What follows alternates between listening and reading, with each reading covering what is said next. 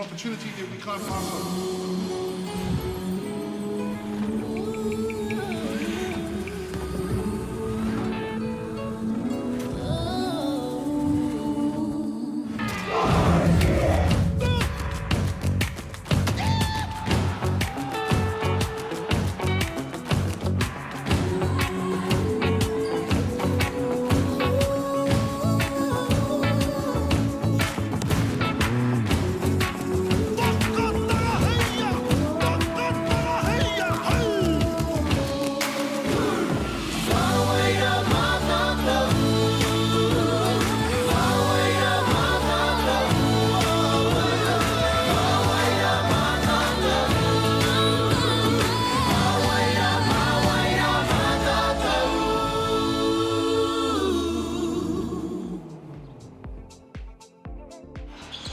E te ti e te tā, nau mai rā ki tēnei pāhotanga poitukohu a whakaata Māori mo te whakataitai poitukohu o ngā kura tuarua o te motu. Nau mai, haere mai, kia ora tātou katoa. Welcome here to Palmerston North. My name is Kayla Manuirangi. I'm one of the commentators here today. Seated next to Maya, I'll let you introduce yourself and the teams. Kia ora everyone, I'm Maya Williamson and welcome to the Basketball New Zealand Secondary School Nationals. We're on day 2 now. Day 1 was a super exciting one. Lots of jam-packed action here in the Central Energy Trust Arena.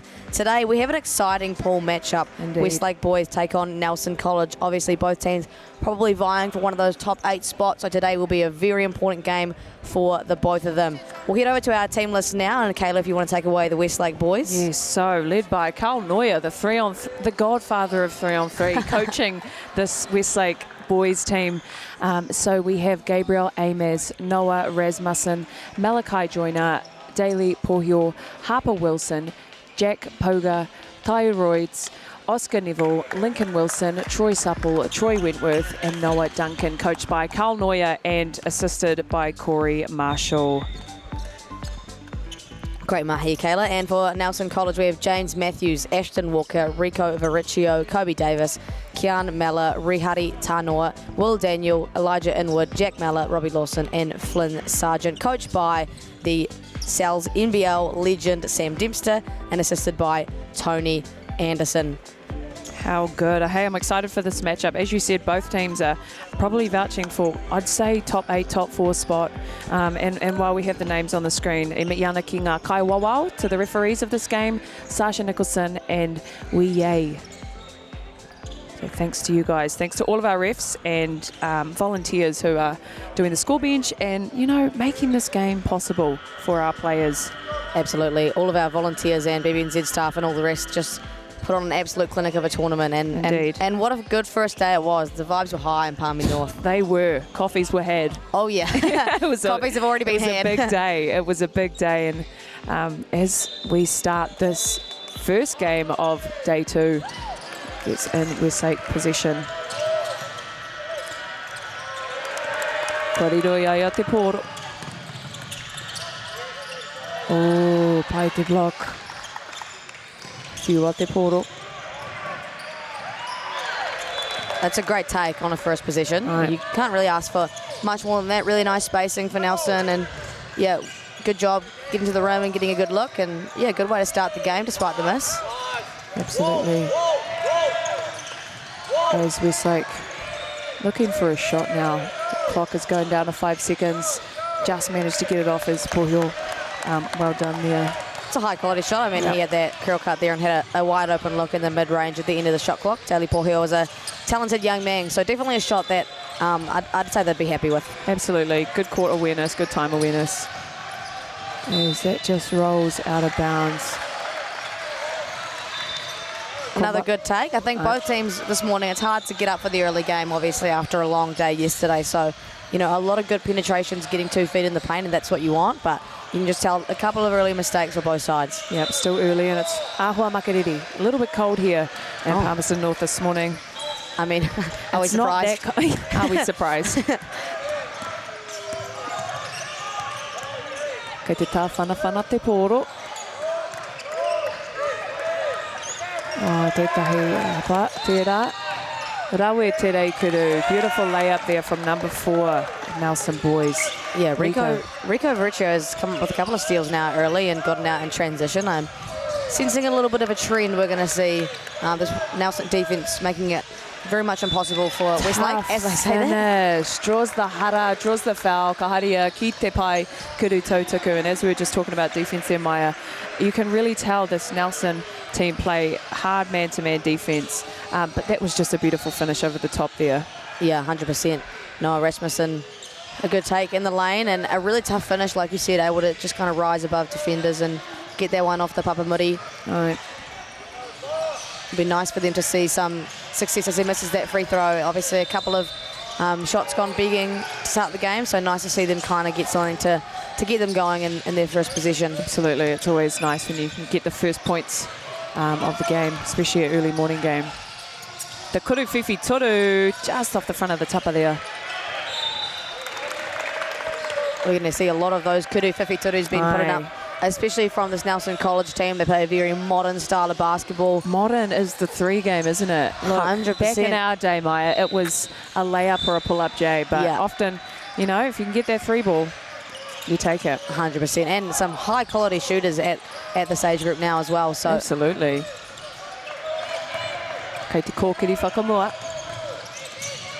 Raui. Just a couple of shots gone begging for Westlake early. Like, they've had some really good looks. There was a great drive there by Troy Wentworth, but just actually can't get the touch off the Papamuri. Yep. Scrappy here. Both teams hungry, as we saw it yesterday. Westlake actually just fell to St. Kentigins by a couple points, but both very, very strong teams. Is that Westlake? They lost to St. Kitts. OT game, was it? I can't remember. I was actually commentating at the time, so I was trying to not get distracted, if you know what I mean. Locking in. But yeah, it was a very close game. Both very, you know, elite teams of this competition. Uses the pick and roll well. Beautiful shot fake there. Euro just blocked from behind. And the intensity, you can really see it and you can feel it actually. Yeah, great hustle there from Raui. Paitere Kuru. Westlake in a little bit of a 1-2-2. All right. Moving around the perimeter. Beautiful shot fake there. Dump off.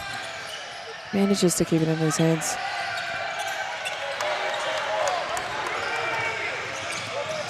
A couple of turnovers early for both sides. You could just imagine as Noah Rasmussen bullies his way in, but yeah, kind of teams probably wanted to get to the point now where they're cleaning up their positions. Absolutely. As I say that, Rico Vericchio passes to the ref.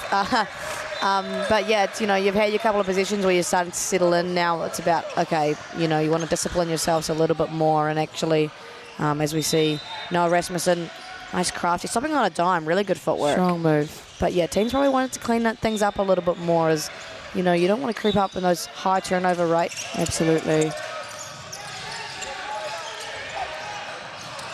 You know, strong move there. Just couldn't quite get it off the glass. As Westlake, you know, still pick up full court. Big block there. Great pass from James Matthews to Jack Mellor, but got to finish those ones. Oh, we taukuri e te pukinga hoki o te rakuru. That was crafty. Troy Supple with a nice little spin touch off the glass. Bit of English. Bit of deal. I like that. Kuru whiwhi toru. Oi, we mai te kona. As we mentioned earlier, there's lots of threes being shot, and even in this first day of the tournament, those three-pointers were flying. 100%. We love to see the confidence that a lot of these rangatahi are playing with as he draws the hara and will head to the free throw line 4-2. I've liked Noah Rasmussen's intention early, like he's trying to go downhill and get feet in the paint. As we'll see that one more time. Sorry, that is Troy Supple. Little English off the glass, spinning it nicely off the Papamuri. But yeah, Noah Rasmussen obviously showing an intention to try and get to the tapa early, and is doing so very successfully. Great shot there from Noah as he nails the first kuru tautaku. Believe he is older brother of Imani Rasmussen, who is part of the under-15 New Zealand team and on the Westlake girls team that are back-to-back yes. defending champions. So, bit of a talented basketball family. I'm sure she trained with her brother quite a bit. Yeah, you can tell. You can very much tell. You can tell the girls that have played against guys for sure. Big toot-upper there from Pohio. As you mentioned earlier, I think he just rugby passed that. Quite crafty, actually. It was quite multi-talented, Kind actually. of impressive. But as you were saying earlier, Maya, he dropped a few points. He did Not long indeed, ago. as Rico Richard, nice little touch off the glass himself. I was fortunate to commentate Daily Pohio at under-16 nationals. Yes, he is still under-16. Far out. And he had a 48-point game in the semi-final to get them to the final double OT game. Wow. Also came up with 10 rebounds, and I believe he played something freakish like 45 minutes in that game or Wow. something. He was unstoppable, and his efforts have definitely... he's received the nomination to the under-15 New Zealand men's team that heads away at the end of the year. So Awesome. a talented young kid, and to be on the starting five of your senior Absolutely. team at what, year 9 or 10? Yeah. Very, very impressive. Hard to do. As that first kuru tutuku is good. Number 6, Harper Wilson. Kuru Tautagu is going to be an important part of today's game, I'm Right. sensing. Mai te tapa, engari, kua mai tonu te poro. Ko rirui aia. Oiwe, strong move, good defense though, good job there. Just walling up on that defensive play, not reaching in, going outside of the cylinder. Yeah, Westlake have done a really good job of being disciplined. They actually Yeah. haven't given up a foul Yeah. at all. Which is massive. Yeah, 100%. In contrast to Nelson's threes. Yeah. 3 fouls. So, really good defensive effort so far from Westlake. Just walling up, and every time Nelson get in the paint, it's just a nice disciplined style of defense. It's really nice to watch teams play like that. Good honest defense. As he calls for the screen. Nope, pops it to the corner for the Kuruwhiwhi Toru. Good shot there from Robbie Lawson. I think he will keep shooting that thing because he has a lovely shot as he pulls in that big toot-upper. That was a massive ball up there from Rico, just leaving the ground second, jumping straight up, contesting the shot, forcing a miss. It's exactly the kind of defensive position that Nelson will be searching Absolutely. Beautiful job there from number 0, James Matthews, just splitting that defense. Coming off a pick and roll, there's so many options that you can take as the guard, but it's just reading if that defense jumps, splitting that gap. Great court awareness, and it shows he's quite experienced and knows how to read those, and it's probably for sure something they've drilled too. I mean, we all know the name James Matthews by this point, right? Like, so much experience. Yep.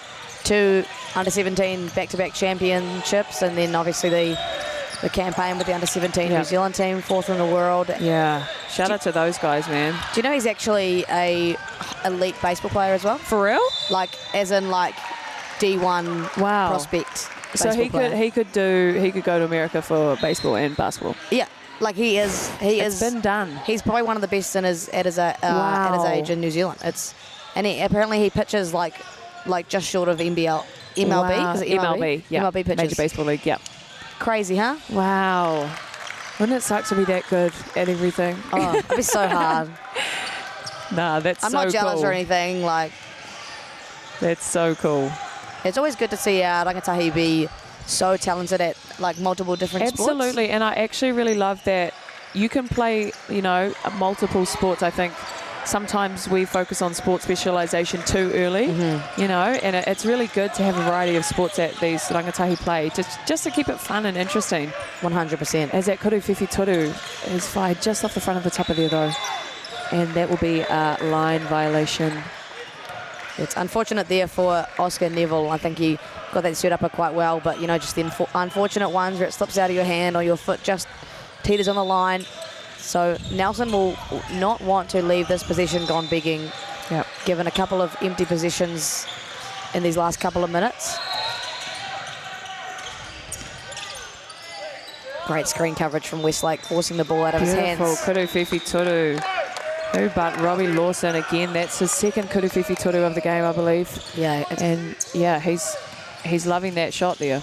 Yeah, they're spacing the floor well to get him in corners so that he can be the ones receiving those kickouts. And obviously James Matthews draws a lot of attention on the ball. So Yeah, it's a nice look for Nelson. I'm sure they're going to keep going to him. Strong, draws the hara, Kaharia Matthews, keep te pai, kuri tautaku.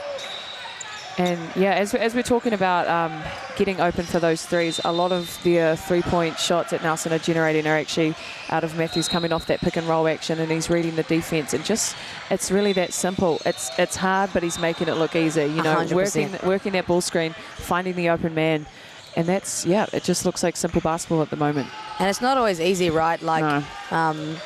for James, he's getting hard showed by that Westlake defense, and he's not easy to make decisions under pressure, but obviously he's so experienced he can execute those when he's got two defenders on him, and actually found Robbie on the strong side, so realistically there shouldn't be help sinking in, but he caught the defender lacking. I believe it was Lincoln Wilson just, you know, over-exaggerating his help and found the shooter. That's kind of perfect basketball, I guess you could say. Yep.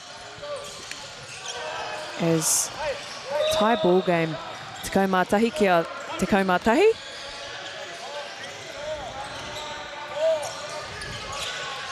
Rua meneti e toi ana ki te mitinga o tēnei hauwha tuatahi.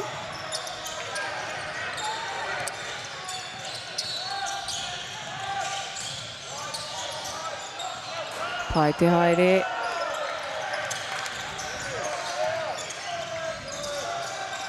Whiua te poro ki tono haa.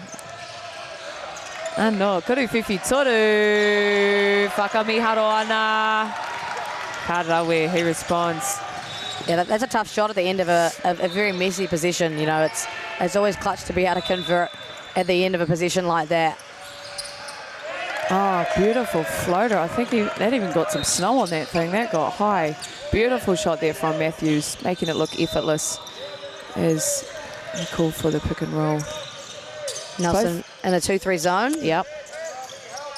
You can tell both teams are very, you know, coached by some really experienced, both of them very good players themselves. Yep. So you can really tell they've been well drilled. They play within an offense, and there's a level of structure, but also a level of freedom, which you'll always want as a player.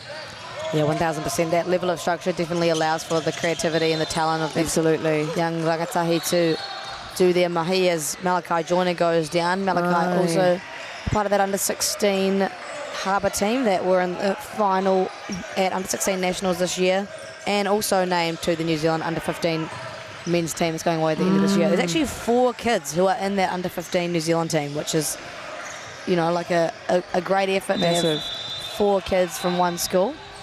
So obviously a great breeding ground there for Absolutely. for basketball. And what's even more surprising, they didn't even qualify last year. Wow. So to then, you know, have come here this year and be competing. Are they all bottom age, are they? Or they would be very young, wouldn't they? They'd be year 11? Yeah, they'd be, or possibly year 10. Yeah, far out.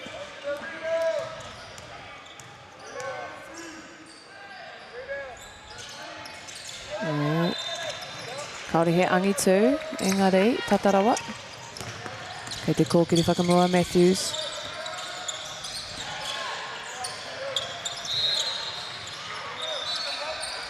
Ka karangi mo tētahi screen, Ricky. Oh, splits the gap again. Finds the three-pointer in the corner.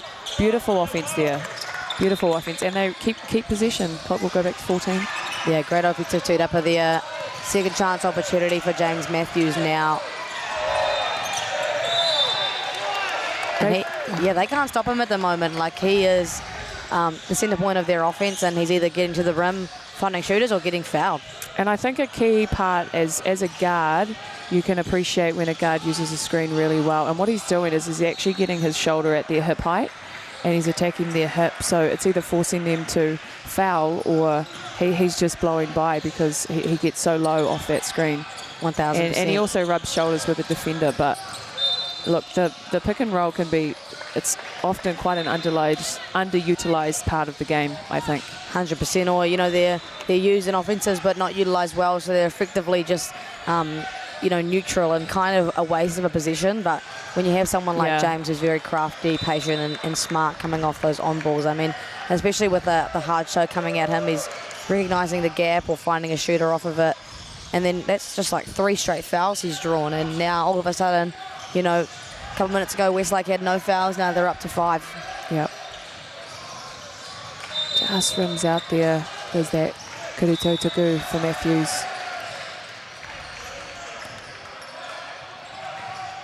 Whāteko he kona e toi ana.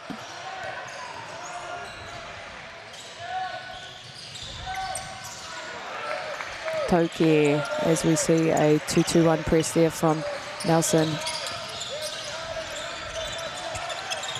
Good job from Westlake breaking that. That will be an offensive foul. The Nelson bench is up with that one. They like that. Will Daniel just putting his body on the line. It's obviously not easy to take a hit from a strong dude like Malachi Joyner, who will now take a seat, but we just see that one more time. Just, yep, perfect defense. Still himself, took it in the chest, fell over. Yep. As he calls for the double screen action, does Matthews. Turn down, kicks to the corner yet again for the Kuruwhiwhi Toru. And the bench is up. The Nelson boys bringing the energy this morning as we have 10 seconds left here in this first quarter. Great game here on court 4. Beautiful Kuruwhiwhi Toru. Look, sorry, it looked great from this angle. It did look like it was going to go in. Good shot, my guy. It was a good look. You can't be mad about that, Daly. I thought that was about to go in. Absolutely. So the end of quarter 1, Nelson lead 17-15. It was a bit of a seesaw first quarter. What are your thoughts so far, Caleb? Yeah, well, I'm firstly out the bat very impressed with both teams, as we mentioned earlier. Both well-drilled, well-structured teams, and got some superstars within it. From the Nelson end, I've been really impressed with their point guard Matthews and his ability to use that ball screen and get his teammates around him involved. They've done well from the three-point line. We've had Robbie hit 2 threes, so he will be a threat from range, but they're doing some really awesome defense and doing well at not getting in foul trouble as well. And then on Westlake end, very, very talented group. And I think for them offensively, just moving the ball well. They've had a couple, I think, maybe just one offensive foul, feels like maybe more. But just, making sure they move that ball well. But look, they've got some phenomenally talented guys on that team, and no doubt, look, there's only 2 points in it. It's still anyone's game. Yeah, I'm assuming it's going to be kind of that way all the way through, given the contrasting styles of these two offenses, but a lot of success found within them, obviously. I think Nelson are probably a little bit more perimeter-centric, like they like to obviously get to our three-point shots, and, that could be a good thing or a bad thing. We've seen it multiple times, specifically with Nelson teams. They live or die by the three. Yeah. And that probably is a result of Sam Denton, but also Phil Jones being the coach of the under-17 Nelson team. Loves a good Kuruwhiwhi Toru himself. So, they create a lot of opportunities off the dribble to get to those three-point shots. Absolutely. And that can either harm you or it can help you, Absolutely. But for Westlake, it's all a lot of head down, trying to get to the rim. And, as long as they continue to space and move the ball well to get to those opportunities, which I'm sure they will, and you can see the coaches giving them a great corridor about probably, X's and O's and spacing and things like that. It's really nice to see two teams play with really different styles of basketball, but still find their success. I'm looking forward to 3 more quarters of good basketball. I'm going to say it's going to be close all the way through. Absolutely, and I was talking to Carl Neuer at the start of the game, as we mentioned earlier. They did get that tough loss to St Kitts yesterday, but often it's those tournaments where you do get a first game loss, and you've actually got a fire under your belly the entire tournament. So, a first loss for them, they'll be looking to really solidify who they are as a team, like in terms of their character. Are they the kind of team that will bounce back from a loss? And as they say, you actually learn more from a loss than a win. So I'm actually really excited to see how they respond for the next 3 quarters.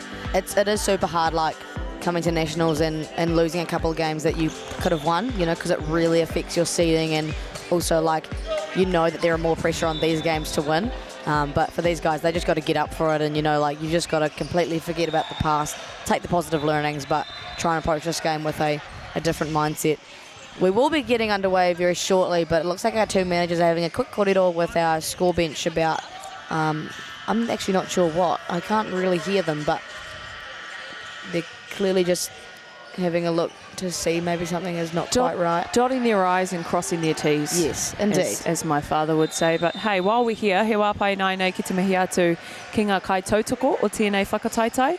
So he mihi nunui ana kia koutou kia Foot Locker, Whakata Māori, Basketball Manawatu, Central Energy Trust Arena, NZ Community Trust, Four Winds, Lion Foundation, Sport NZ, Moulton, Bailey's, NZ Carbon Farming, Caltex, Apollo Project, Sport Manawatu, Glory League, GJ Gardner, Palmerston North City Council, InspireNet and NZ Sport Collective. So as you can hear, there are so many sponsors and yeah, just organisations that have made this competition possible. So massive thanks to you guys, and shout out to all of our referees, all of our volunteers, and all of you whānau at home.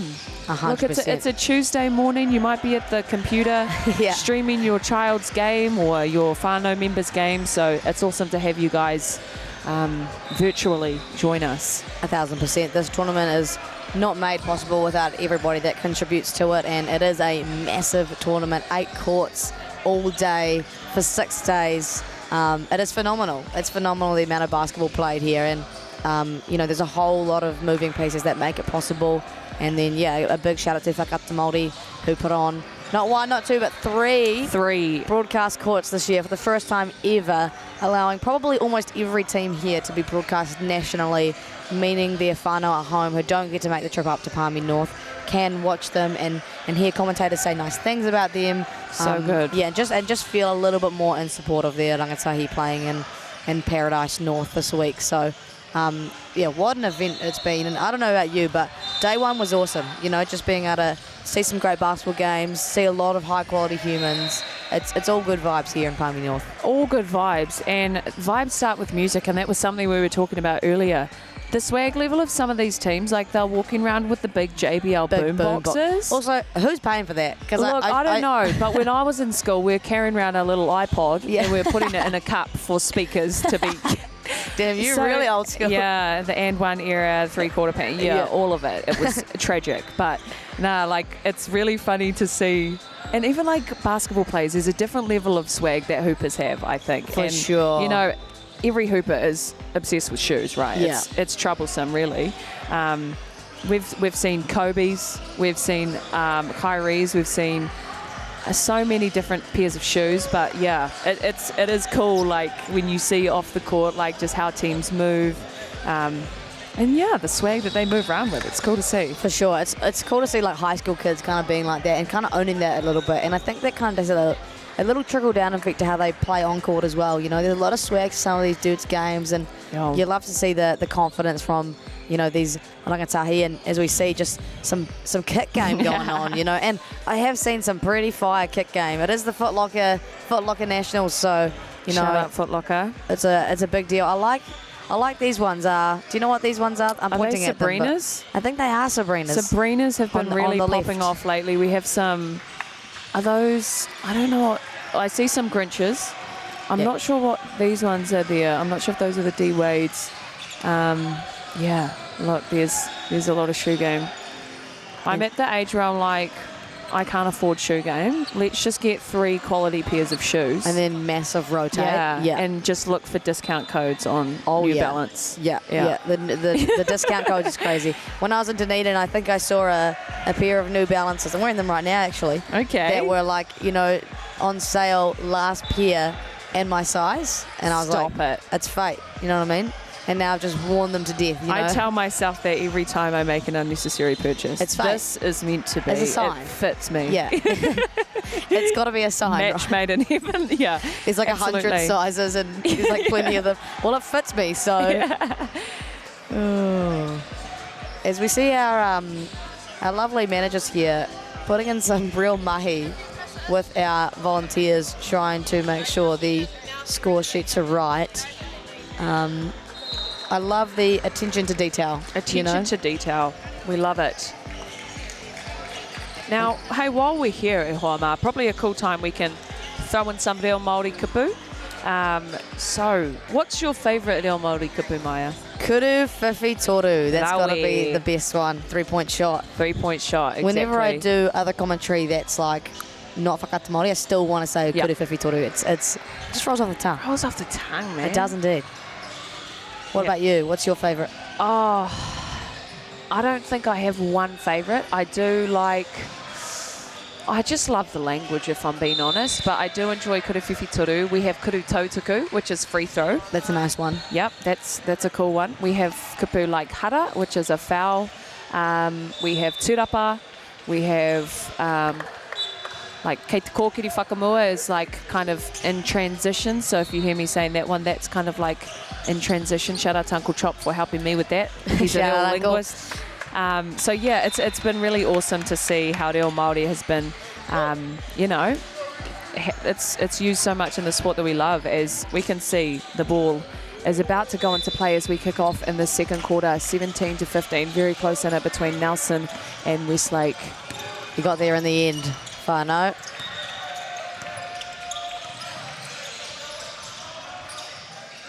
Pass through the hands there. That did come off the fingertip of one of those Westlake players, so that will remain with Nelson.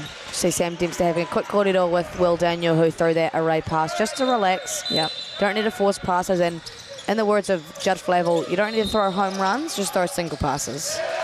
Good advice there. That should be a whakatauki, actually. That's fantastic, as we see Lawson make that little kurupeke, a little jump shot there. Pushing that lead to 4 points. Draws the... Oh, that was a travel call. My bad. That was not a foul call. That was a travel call. Troy Supple there just took one extra step. Probably started his steps a little too early and then needed another one to go all the way. But, you know, I like that intention. The fact that he can just come down and get a pakete off the first penetration says a lot about his skill, but a lot about something that Nelson need to adjust to.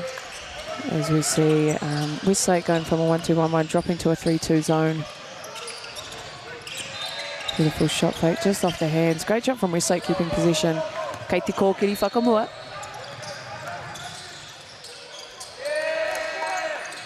Te kaha hooky. Lots of aggression being played this morning. We love to see it. We love to see aggressive play, but clean. 100%. Yeah, you want that, and the referee's doing a good job, but just allowing that physicality. Obviously, in the men's game, they do use a lot of contact in their bodies, but legal contact is always stuff you should let go. Absolutely. Oh, big block there. As that will go back to Westlake. Awesome play from number 6, Harper Wilson. Great job on the defensive end. As you can see on that replay, he just walls up. And we were talking about earlier, just making sure that, you know, on the defensive end, staying inside your cylinder, not putting those hands down, and that's exactly what he did. Yeah, that was a very high IQ play, obviously. James Matthews trying to go into the kaipare, the defense, and he just did a good job at jumping upwards. And then just the unfortunate situation of the ball bouncing in court, then hitting James Matthews out of court. Yep. Kei te tāwhanawhana te pōro. Tatarawa. So back-to-back positions of really good defence from both sides. It was a great wall up there from Nelson, forcing Troy Wentworth into that dead zone, and they just tried to force the shot up there, and referees allowing the contact to go. And yeah, it's a great defensive position. It's awesome that teams, you know, can play really, because often when you have this level of aggression, it often leads to so many fouls, so many free throws. But it's really cool that both teams are playing, good, honest defense. And we actually haven't seen a whole lot of fouls given how aggressive the game has been. 1,000%. No hudders called yet in this quarter. You see a 1-2-2 press, 3-quarter press there from Nelson. Just making it difficult for Westlake. Beautiful backdoor pass. Unlucky travel call there. That was a beautiful offensive set there. Number 3 of Westlake, Troy Supple. Just that great awareness, seeing where that back cut was. Yeah, unfortunate that he gets called for the travel. A couple of happy feet on Troy Supple. That's the second travel of today. I'm sure there'll be no more. A couple of learning sad experiences feet. There. Yeah, sad feet. Unfortunate feet. Yeah. Kuruwhiwhi toru. I believe it's going to be an over-the-back rebounding foul against Robbie Lawson. He threw the ball away kind of like he knew that had happened. So probably a bit of overzealous on trying to get that offensive tūrapa. Tētahi hara mō te nama rua te kaumarua. Another 3-quarter press here from Nelson.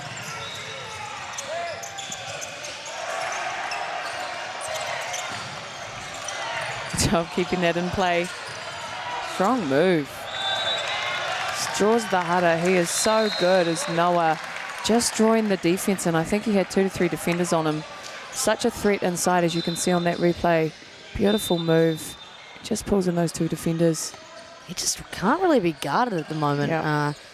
Elijah Inwood didn't really need to help. I think there was a defender in front of Noah Rasmussen, and he obviously was doing a relatively good job.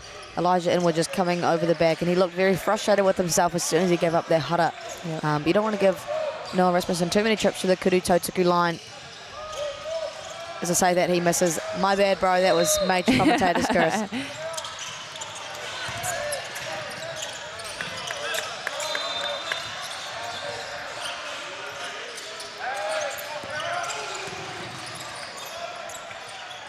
Nice.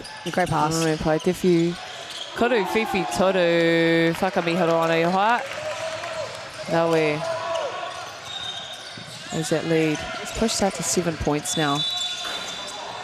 That will be a foul. Offensive foul. Back in the possession of Nelson. Ko hapa ngā mihi o te nama toru. O Troy Supple. Shifting his feet a little bit more. I think Tim Grave had a quick kōrero about their intention to call moving screens, and I know that it was a bit of a focus point in the Sal's NBL and going to be in the GJ Gardner Tauihi League this year. Just, making sure all screens set are 100% legal. Yep. It's important for that guard as well, to wait for those 2 feet to be set, whoever's screening, as we see Troy Wentworth making that beautiful reikuru.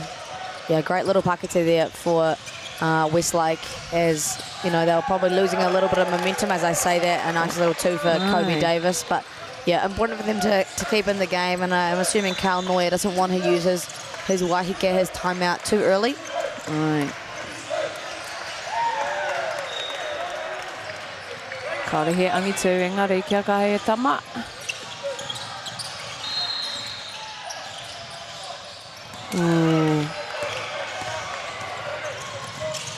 Oh, just off the hands of Nelson, as it will remain in Westlake possession. Good hustle from the defenders of Nelson to get back and disallow that trans opportunity. But if you're Elijah Inwood, you want to play off 2 feet in that position and not allow Westlake to be in that position in the first place. Absolutely. Ka mau tonu te poro a Westlake. 7-point deficit, not too bad, but I think Westlake wouldn't want to let it drop out a little any more than this at the moment. Right. Obviously, Carl Noya still with a wahike up his sleeve. I don't think anybody actually called one in the... No, in the first quarter. No timeouts were called, I don't believe. I don't think so. I can't remember. I can't remember either. Kei te kōkiri whakamoa, Matthews. Kia apa haere. Ke tere haere. Oh, look, faked me. Beautiful look down. Beautiful move there from number 22, Robbie Lawson. Oh, sorry, that wasn't Robbie, my bad. That was Elijah Inwood. He fakes the handoff. Beautiful backdoor. I think both defenders looked at the fake handoff as he went for a beautiful reverse layup there. What are you seeing out there, Maya? What are you, as a coach, what are you saying in the timeout? Well, I think for Westlake, as I don't think that score is correct. They put the 2 points on the wrong side. I believe it should be 17-26. So our managers will have a quick kōrero with the Volunteers once again, just about getting that score right. But as it gets out to 9, obviously a wahike is what's needed for Westlake to have a quick kōrero about, maybe they're going to switch up their defense a little bit. I know that Nelson is starting to get in the paint and just easy finishes at the rim or trying to find shooters. I guess it does become very difficult if you're Westlake to defend both the 3-point line and the paint, right? Like you've got a team that can do it both. But I'd be baiting Nelson into more kuri whiwhi turus than easy looks at the tapa. I think they've shot the ball well, but really just Robbie Lawson I think has been the biggest threat from beyond the arc. I don't know, you want to bait these boys into seeing how well they actually do shoot it from the kuri whiwhi toru line before you start getting hot closeouts or forcing them to put the ball on the floor. You don't need to take away that shot early if they haven't actually, killed you with it. Yeah. But for Westlake, it's just continuing to stay in their, interior focused offense. But they need to look after the poro. They have turned it over a little bit and probably throwing some errant passes and a couple of travel calls in there like we saw. So obviously it all starts on the defensive end. But also just executing offensively. Absolutely. And I think they're a team that is well within this game. Absolutely. As we see another three-quarter court press from Nelson there. Bringing the energy. Te tere haere. Whiua ki te kona, kuru whiwhi toru, mai te tapa. And that's a great look for Westlake. 2 feet in the paint, find an open shooter, but you don't want to allow James Matthews to be that open in transition. Ai, tahua te reikuru. Huru. And again, te tere haere, Matthews just hunts down that basket. Unsuccessful, but a good look there as he will settle his team back down. Hunt down a good shot. Look, it was a good shot. It's a bit of a nightmarish start out of the timeout for Westlake. An open look for James Matthews in transition 2 times in a row, then an offensive two-upper. And it's exactly what Daly Pohio needs to do. He's crafty, a great finisher, can get to the rim. Need to see more of that from him. Ko whairoa piro, a Pohio.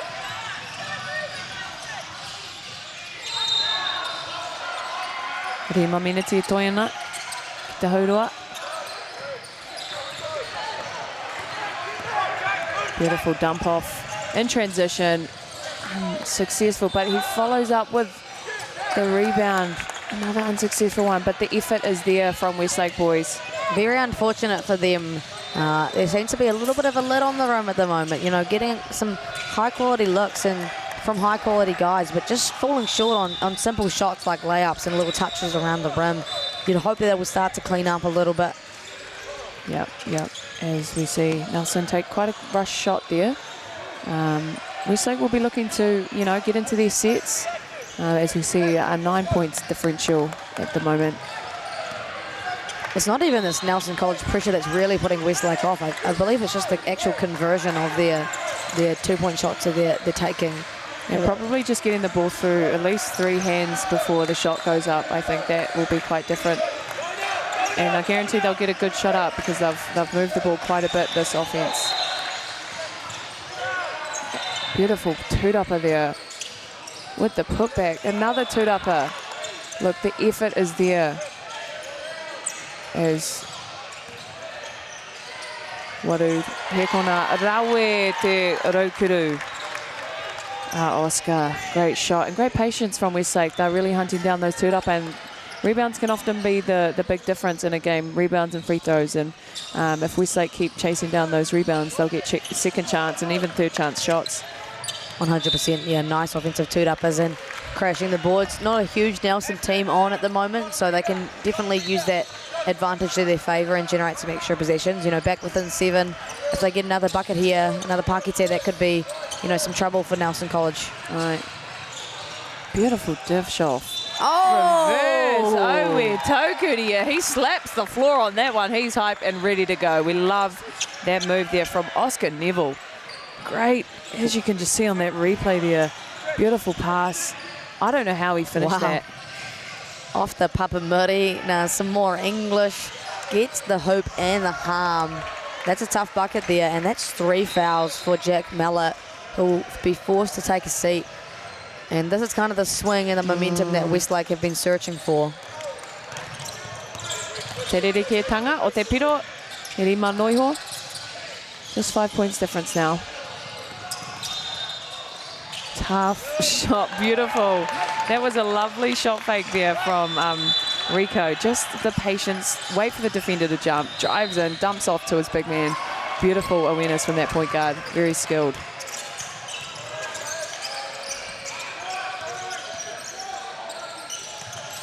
Great defense there.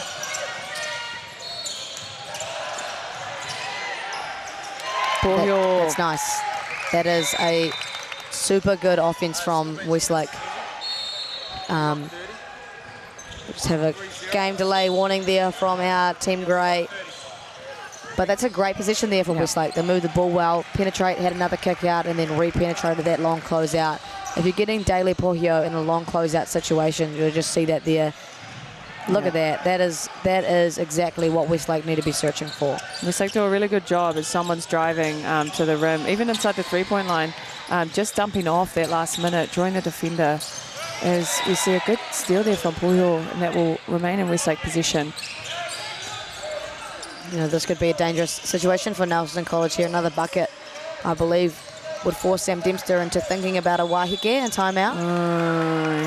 Kua hapa ngā mahi a te nama roa, te kaumaroa. Lawson, as Neville will go to the free throw line for 2. That's 3 hutters this quarter for Nelson College. Still none in the quarter for Westlake, which is kind of hard to believe. After 8 minutes, they haven't given up a single hutter. I suppose with the outside presence of Nelson College, you're obviously forced to foul less, as Rico Verricchio will come off with his 3rd hutter. So a little bit of a dangerous situation now. A couple starters for Nelson College in foul trouble. Westlake could really take advantage of this if they're smart. Took the words right out of my mouth, as Coach Neuer will be, you know, in quite a comfortable position, knowing they're not in foul trouble. That down the line in those last couple minutes of the 4th quarter, that can be the real difference maker. So Nelson will need to make sure that they don't draw any more fouls. It's a beautiful steal. Trips over his look. That was just unfortunate. I just don't think they saw each other on that one. He got a steal and then dribbled it off his teammate's foot, but it was one of those things. That is super unfortunate. Yeah. That just happens. It happens, but great effort there on the steal. The Kuru Fifi Toru, quick release there, and he nails that one. Massive timely bucket there for Elijah Inwood. Obviously they started losing their momentum, and Westlake kind of taking over the game a little bit, so Nelson College really needed that bucket. Big toot-upper there, as Pohio was unsuccessful on that layup, but a great look there from the young athlete. And again. You don't blame him for taking that shot right off the kick out. Got the hot hand. Especially if you've just hit the last one. Beautiful, Hezzy. Strong drive. Dumps it off. Draws the hutter. That is the 5th team foul there for Nelson, as they will be in foul trouble for the rest of the 2nd quarter. Coach Neuer will be looking to exploit that and make sure that they keep drawing those fouls. Coach Sam Dempster not happy with the quality of fouls being called. It's obviously frustrating. You know, I'm sure he doesn't necessarily disagree with a lot of the calls, but just when your players got to get in foul trouble, you can just start to feel a lot of frustration, because it just kind of feels like, what can I do? You know, and for them going to have to adjust to that, you know, what the referees are calling and how they're playing defense according to that. Yeah, and it is often playing to the refs, and as you said earlier, you know, those screen calls, we've seen that quite a bit in the tournament so far. So for coaches and players, making that adjustment to what the refs are calling. 100%. Another steal there. Good job from Westlake. Yet again, not fouling. Still in only 1 foul as a team this quarter. Big toot-upper there, as forcing Dempster to call a timeout. Yeah, Lincoln Wilson there with the offensive toot-upper. Another member of the New Zealand under-15 team. We'll just see him crashing the board there, being the beneficiary of some hustle, getting a nice little touch off the glass. I believe his dad was an All Black and mum was a Silver Fern or something like that. I remember... You're destined for greatness. Yeah, like how can you not be a good athlete when you're that, right? But obviously Sam Dempster had enough. Obviously only a 4-point deficit. They were up by 9, so I think this timeout was kind of waiting to be called. Yeah, the momentum has shifted back in Westlake, and you know there's only 4 points in it, so it's very much anyone's game. But Nelson yet again in foul trouble this quarter, so moving forward. Look, I will say the Nelson defense is very hard-nosed man on man. They make a lot of effort, and you know I've had coaches where their thing is defense, and you will take pride that you will not have your man beat you in a one-on-one situation. And you can tell that each player plays with that pride that actually I'm going to hang my hat on the fact that I don't get beat. And look, they do play really good honest defense, but whether it's just that last-minute reach-in or boxing out perhaps, definitely an area that Nelson will want to make sure that they don't reach, but you don't want to compromise the intensity that you play in a one-on-one man situation. For sure. That becomes a really hard line to navigate, I guess, for Nelson College, because like you said, taking a lot of pride in their individual defence, taking a lot of pride, taking it to the chest and rolling up and being physical but being legal. And I think now that they've been whistled a few times, it's going to be hard to make that adjustment to how much of that do they keep and how much of it do they kind of sag off. And I suppose Westlake, they haven't shot the ball that well from beyond the arc. They barely actually take Kudu 52 attempts. So do you kind of reserve yourself a little bit more and play a paint-centric kind of defence to force, into like drives into bodies, and then just roll up and be legal from there and deer them into those three-point shots? Absolutely. But like I said, you don't want to compromise your identity, right? Yeah, and I think for Nelson it will be a matter of boxing out. Westlake have done an awesome job in this quarter, actually getting lots of second and third chance shots on those rebounds. So, yes, as we have just under a minute left here in the second quarter, we see Westlake in a 3-2 zone. Matthews at the top, assessing the situation. Beautiful drive, kick-off, dump. Big toot-upper there, though. Lincoln now Wilson. That looks like a goaltend. Yes, as the ref is just telling one of those players to settle so that the two will count. As you can see, that has been called a goaltend. So that putback will count. That's a super hard thing to call. I think that's going to be one of the hardest ones to call in the game of basketball, right? Like, it all happens at such a quick pace. It's very difficult to understand when the ball was where and when the player touched it. Yep. I'm not great with that. We'll see that one more time as we just see a little dump off, and it's going to go up. We'll see it in slow-mo. He touches the ball. And he got up, though. He really got up. And I think he had some contact with it before it started to come down. Beautiful reikuri there, Te Toa Hoki. Number 12 of Westlake boys, Malachi, such a strong player inside, does so well at using his body, drawing the contact, waiting for that defender to jump. Been really impressed with his effort and energy this game. Tough bucket, given the circumstance. Obviously, tough call against Lincoln Wilson, so great to get a bucket as Elijah will not convert on the half point. Just want to highlight that defense that Paul Hill just played in the zone. It is pivotal that you keep your hands up and wide, and unfortunately it just led to a turnover there. But yeah, in a zone, when you're in a defensive set, it's super important to keep your hands high, active the whole time. 100%. What is the movie where they put like cold spray under the armpits? Is it Coach Carter? Because, look, I don't know, this is going way back, but I'm pretty sure it's Coach Carter. They put like cold spray under the armpit so they keep it up for the whole training. Is that Coach Carter? Coach Carter or, I can't remember the one, back before CDs. What was it? So old. You're so old. Yeah. Nelson lead 35-31. It's been a jam-packed action game. We're going to go to a quick break and we're back for the second half. Kia mau tonu mai. Funding is a real challenge. We know that a lot of schools face that ongoing, and the reality is if you go to a lower decile school in New Zealand, you are less likely to be able to afford to participate in sport. Obviously, having come through it myself with kids and being one of those kids myself who played sport, I know how much it defined who I was. And now being able to go, I can't fix it all, but we can help and try and give to those people who are going through tough times. It's a real privilege, but for us, we want to see others get involved in this. This is not a selfish thing for Apollo. This is about how can we get, whether it's construction or other businesses, to get involved in this. There's a lot of things that kids miss out on, and so to have businesses step up and want to be involved and to help is a game changer for schools. It really is.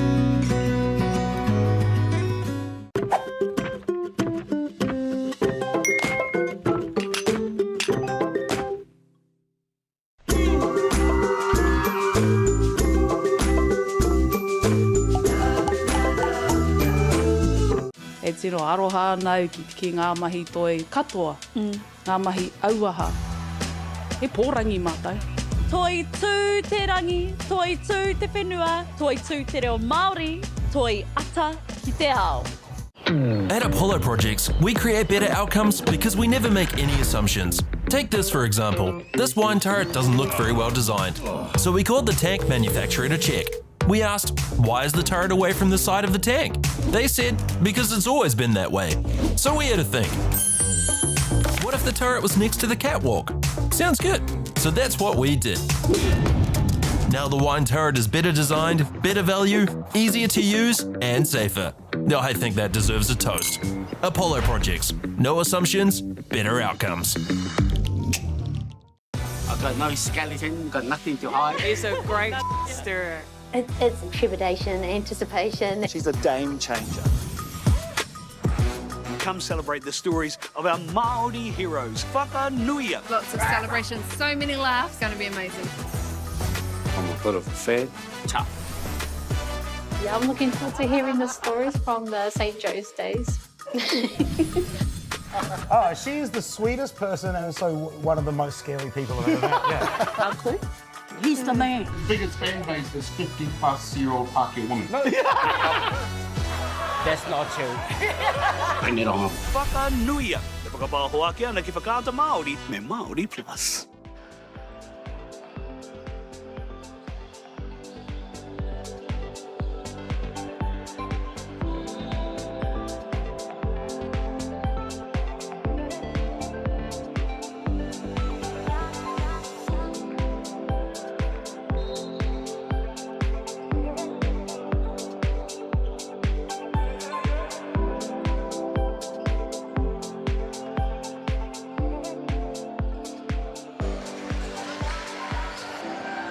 Kia ora tātou katoa, nau mai, hoki mai ki te kōti whā, kei te whare koriti nana o Central Energy Trust Arena, kei te Wainganui o te Papaioia. Kia ora tātou katoa, welcome back here to Court 4 here in Palmerston North. We are day 2 of the Secondary Schools Nationals here with Nelson versus Westlake as they have a 4-point lead. Maya, do you want to give us a little rundown on what you saw the first half? It's been a very much seesaw game. Obviously, Nelson had a little bit of momentum that got them a 9-point lead, but Westlake have done a great job at hustling back and getting some nice tough buckets. I think they're finding their feet in terms of their offensive identity just a little bit more. Nelson have been in that 2-3 zone, which obviously is baiting them into kudu whiwhi turus, but they've done a good job at getting in the paint, playing off 2 feet and playing at the rim. They obviously have a tapa-centred offense, trying to get 2 feet in the paint and trying to finish at the tapa, whereas Nelson College probably a little bit more versatile and very much happy to settle with kudu whiwhi turus, and they've shot the ball really well. James Matthews has led their offense well, utilising on balls and making decisions out of that, but I really like what I've seen from both teams and the intensity and the aggressiveness of their defence. Both teams playing some pretty physical but disciplined defence. And yeah, it's been really, really good to watch. And like we predicted, it's going to be a seesaw game all the way through. Both teams vying for, a quality spot in their pool. Absolutely. So yeah, super excited to see how this all plays out. Tough pool as well. They've also got St. Kitts and Napier Boys who won Napier Boys. Yeah, it's a pool of death. I've heard. Yeah. Whiu te poro ki te kōna. Mai te tapa. Rawa atu. Beautiful maka there. But great defense there. 3 Nelson defenders just walling up straight as Matthews brings the ball down the court. Yeah, it's better disciplined defense, but Nelson still need to disallow those offensive two-uppers that Westlake are so easily getting. Absolutely. Good motion offense there from Nelson. Just fell out of the hands of Inwood. As down the other end, we have Noah Rasmussen. Beautiful finish there. Been really impressed with his strength and just maturity that a lot of these, he's playing with as well. Yeah, an absolute parket there is Noah Rasmussen, and an athlete as well as he gets up for that two-upper. Kia te poro. Huri, Noah.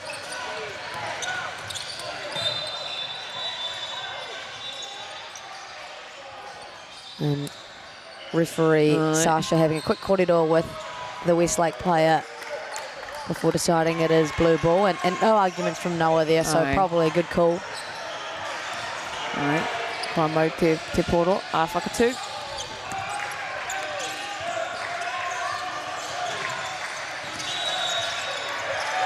Kia ki te Wainganui.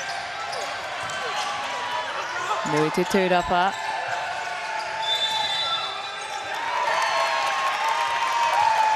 That looks like that will be Westlake possession. And that's a massive possession there for Westlake to get the stop and then in turn have a chance now to tie or take the lead.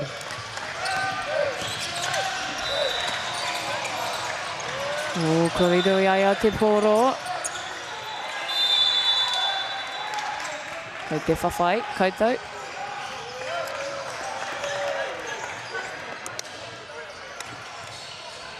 That will be Nelson possession. Just 2 points in it here, Maya. This is what I'm not surprised by this whatsoever. You know, this is what we expected to see, and both teams just kind of going tick for tack at the moment.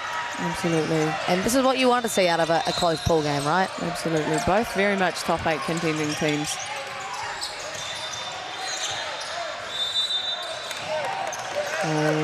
Ka hapa ngā mahi a te nama te kaumārima Westlake. Nā reira ka haeria ki te pai kuru tautaku mo e roa ngā kuru. I like the way Nelson are kind of changing up their approach now, not just settling for Kuj 52s, but getting their feet in the paint, getting to the tapa, forcing Westlake into some actual foul trouble. You know, Westlake didn't get called for many hudders in that last quarter, so forcing them to actually play some interior defense and seeing what kind of success they can have with that. Absolutely. And as you point out, when you get your feet in the key, you're, you know, putting more pressure on the defense, that more chance of fouling as opposed to shooting a three. Oh, no basket. That was a travel call there. As Rasmussen is slightly frustrated at that call. Beautiful move there, but ref has called the travel, as that will remain with Nelson. Hard to see from our angle, but did just shuffle his feet a little bit, I think. Played off 2 and then they shuffled ever so slightly. So unfortunate for Noah, but a good call from our Team Grey referee. Absolutely.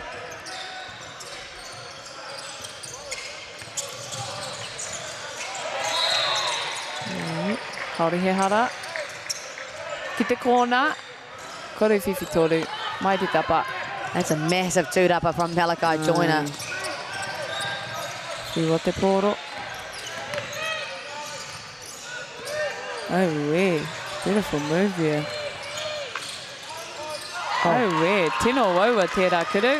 Hard shot there from Rasmussen. Yeah, makes it look easy. For sure. The ability to be a little bit off balance and still get it up off the papamuri. And then now getting the stop. Westlake have just seemed to kind of find themselves a lot more and feel pretty comfortable right now, I'd say. Tino pakanga tēnei Kemu. Such a fight, actually. It's just back and forth at the moment. Beautiful dish off. Shot fake. Oh, he toru he kona. Noah Rasmussen having some choice words again to the referee. I think he's probably feeling a little bit snubbed these last 2 possessions with the travel and the 3-second call.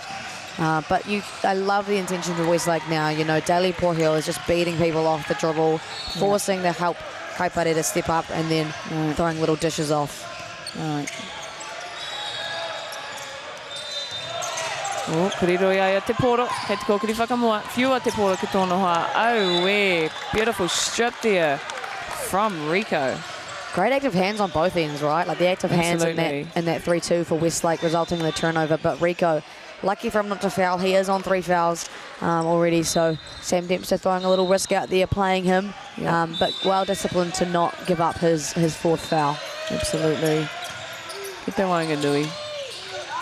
Oh, Rawe Te Kuru. He responds. They're all tied up, Kayla. Yep, tied up. Kuru, Fifi, Toru. Not for long. Not for long, but I'm sure we'll see a bucket here from Westlake. That's a tough bucket there from James.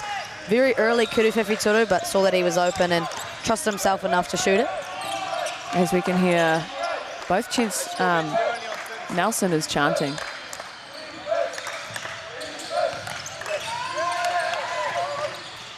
Oh, great save there. Oh, and the tides have changed a little bit. These, obviously at the tail end of the second quarter for Nelson, they were getting a lot of calls going against them. Now it seems that Westlake are the ones that have committed a few hudders and a few, I guess you could say, violations, you know, a couple of travels and a 3-second call. Absolutely. Te kau he kona e toiana. Mo te plate. Huru whiwhi toru. Engari he hara tērā.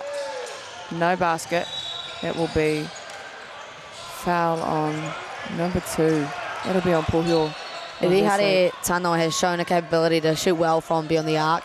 Obviously, I think they try to find him. He's typically in those corners, so I like the way he's continuing to put those up. And obviously, with the star power of James Matthews and Rico Vericchio, a lot of attention drawn to them, so that leaves Rihare open. And, you know, he knows his role, and he knows that he's just got to knock it down when he's open. Shout out to the role players. For sure. Role players are massive. Yeah, 100%. Like, it's easy to want to be the superstar, but to be a really good role player, that's what makes the best teams. People that do the best in whatever they are good at, and yeah, they contribute to the team in whatever way they can. So 1,000%. Awesome to see him. My favourite example of that is the USA Olympic team this year, obviously filled with superstars, and Devin Booker just, you know, took on the role of being a role player as opposed to being a scorer. And Steve Kerr said he was my MVP, and you know that's how important it is to play a role as opposed to just being the main guy. That's why Drew Holiday is my favourite NBA player, and I think he's so underrated, is because he can make people around him better. Yeah, he doesn't have to be the guy. Yep. Your teams aren't your teams without your role players, and that's for sure. Absolutely. That was a foul call there. Te nama te kau. Te tahi hara. Mona. I mean, for Nelson only getting their first hara, as we take another look at that, their first hara in 4.5 minutes compared to being in a lot of foul trouble in the first half, a way better adjustment. I've understood the assignment that I'm sure Dempster's given them, and don't foul. Indeed.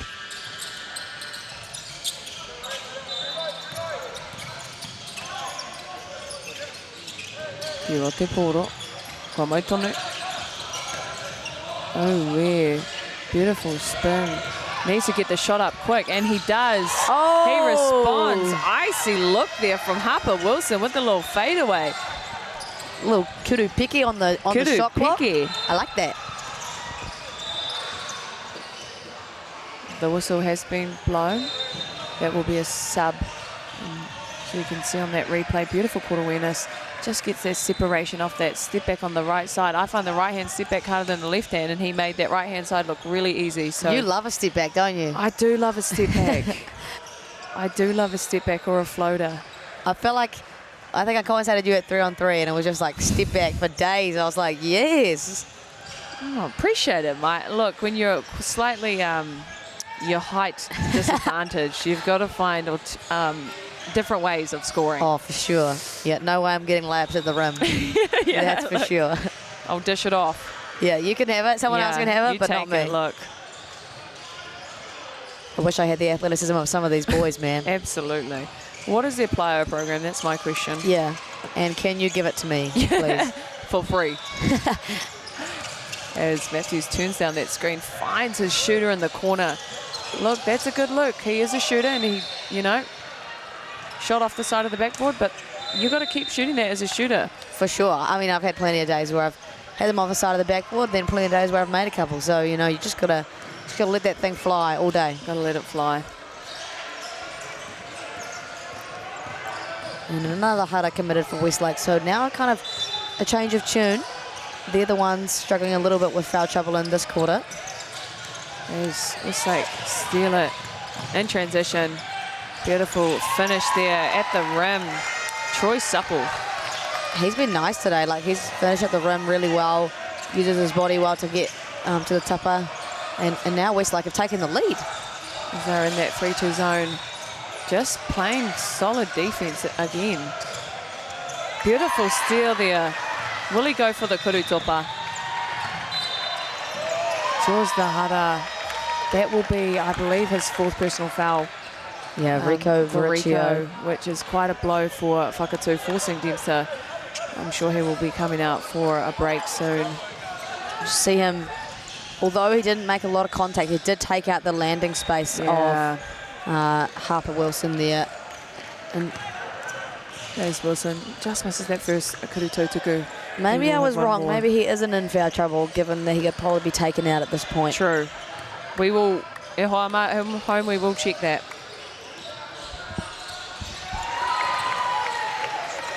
and makes the kuru tautaku there as Kayla will just double check the foul situation. Westlake in their elevated pressure. Better ball movement this time around for Nelson College.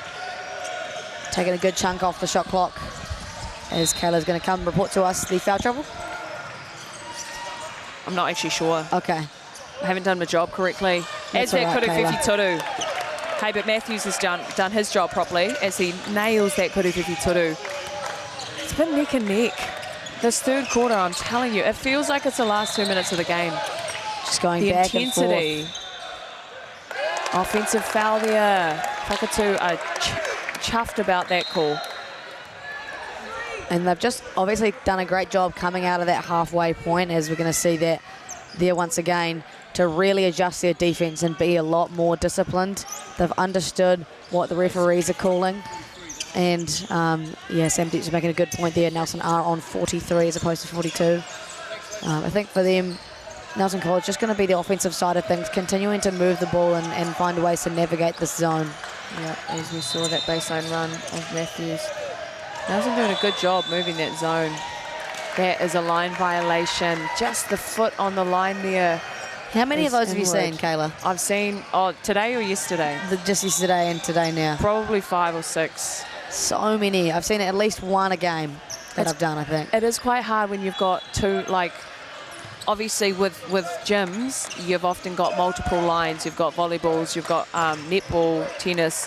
There's various lines, so it's just knowing the colour of the line and trying to stick to that, because it's happened quite a lot. As that just goes off the handle, that will be Westlake possession in the front court. And yes, and Bihari Tanoa will come take a seat after that. Unfortunately, it's hard to dribble under pressure. You know, as guards, we know that, and probably isn't used to being the main ball carrier under that pressure.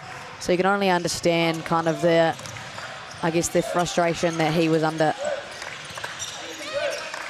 Yes.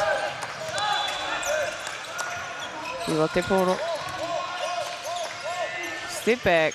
Oh, where that way te kuru peke. He is an absolute pakete there, Harper Wilson. Nice touch on that fadeaway. Very difficult shot to make. He's already made 2 of them. As you see, Westlake in a 3-2 zone. Both teams are pretty much in a zone at the moment, wanting to conserve their fouls. Oh, draws the hara. Just a late foul there.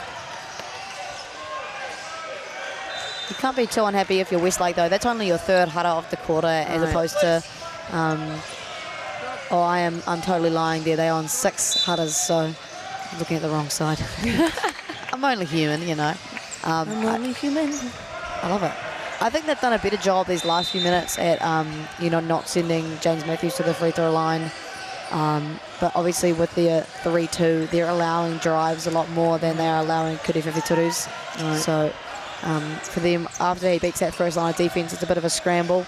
As we know, with a 3-2 zone, the weakness is often in that corner or the short block. So trying to expose those areas as he nails his kuru tautaku. We're all tied up once again. Tie game. Whātiko mawha, kia whātiko mawha.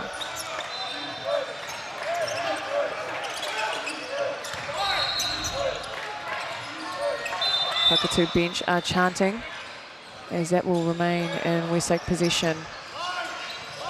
Just over 2 minutes left here in the third quarter. Only going to have 7 seconds on the shot clock. No, it should be 14. Yeah, it should be 14.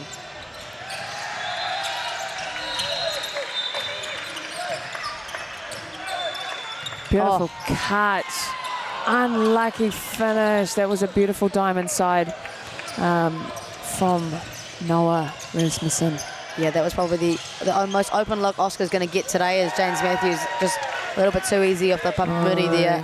You cannot give him too many of those. Like you said, attacking from that short corner situation that's usually wide open in a 3-2 zone. And as you see, we have a 2-3, what looks like for Whakatū, which those gaps are often at the wing or cutting through the middle is often open. So, yes, that will remain in Nelson possession. Sam Dempster just telling James to move on. You know, you got to play lag-free basketball, especially in a situation like this. Any kind of lapse for yourself, offensively or defensively, can really hurt your team, and you don't want to allow this game to get out further than it is at the moment. Absolutely. Talk about next play mentality. You know, moving on from the last, not dwelling, but moving on to the next play. As a beautiful look there, but Tūrapa is brought in from Oscar Neville. He's done a really awesome job this game for his team.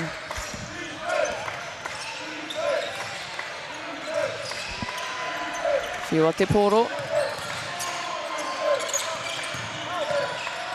Pai te kāti. Rawe a tāhua rawa te reikuru. And despite the fact that Nelson are in a zone, they still need to bump cutters, right? Noah Rasmussen has been able to cut through the middle of that zone almost every position and get a high post catch or a low post catch. You know, you don't have a man when you're obviously in zone, but you still need to get bodies on cutters. Absolutely, and that's everyone's role in a zone. Everyone needs to bump anyone who's in the area cutting through, and it requires your head to be on a swivel as well, because you need to be seen from one side that there's the cutter and then the other side where the ball is. So, yeah, one of those small details of the game that lead to quite a big difference as we head in just over 40 seconds left here in the third for the kuru whiwhi toru. Good look. Kauri he angitu engari, pai te kuru. I think Nelson will 1000% live with that shot from Noah Rasmussen there. Much better than a cut through the middle, a contested kuru whiwhi toru. You know, it's a game of percentages too. It's knowing what player scores what well, as the crowd is up with this call. Number 14, Nama Tekau Mawha, or Whakatū, that will be his foul. And I feel like Jack Miller is actually on 4. Am I correct or am I wrong again? He is on 4 hutters for Jack Miller, and he is sitting right in the middle of that zone. So, you know, he has got to be very careful, or otherwise Nelson will lose a starter. Corner is open. It will remain in Westlake possession. Iwa hea kona I toi ana, ki te mitinga o tēnei hauwha tuatoru. 7 seconds now.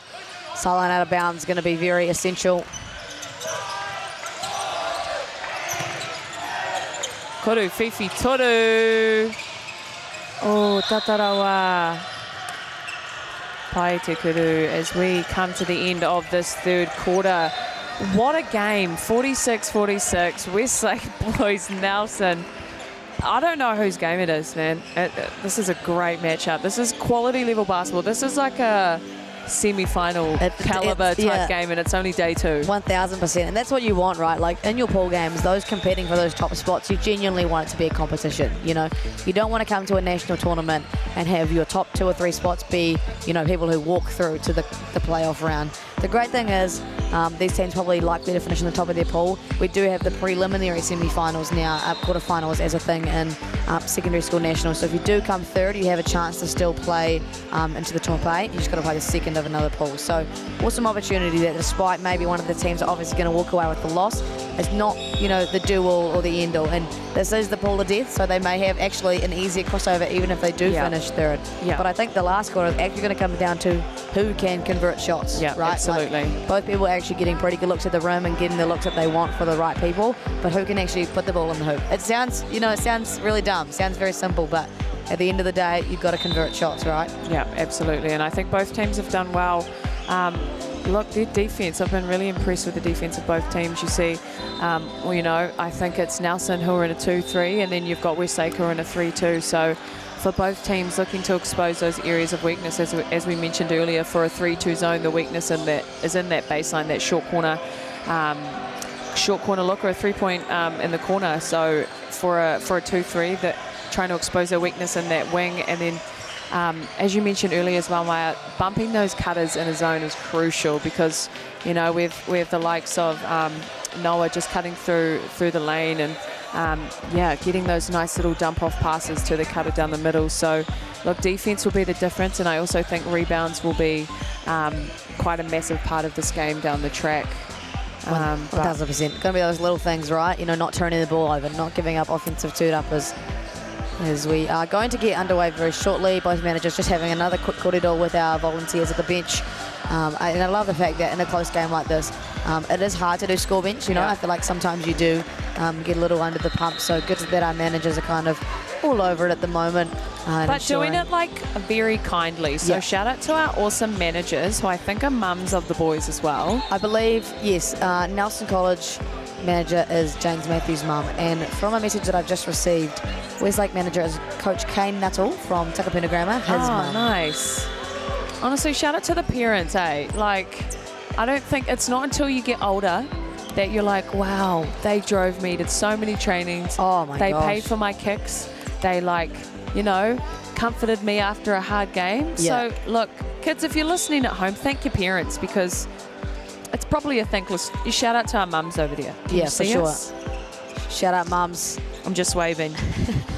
Oh, you Shout out can't to see our me, mums. but yeah, we love our mums, and we love all the mahi they do. And you Hard know, out. as I've gotten older, I always loved my mum, but I've loved my mum more and more as I got Far older and out. realised, damn, like I had training every day of the week, and guess who was driving me?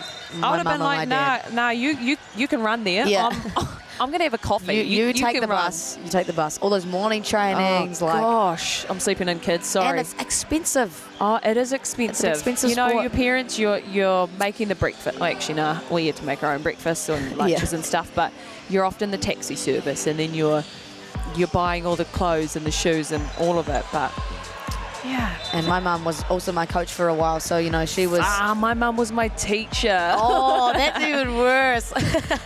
No playing up for us, eh? Yeah, damn it. Yeah, my mum was a teacher at the school I was at, and my Oh, basketball nice. coach. I was like, I had to be well behaved, or Look. you know, I was getting punished at home. That's for sure. You can't be wagging class. You got to show up.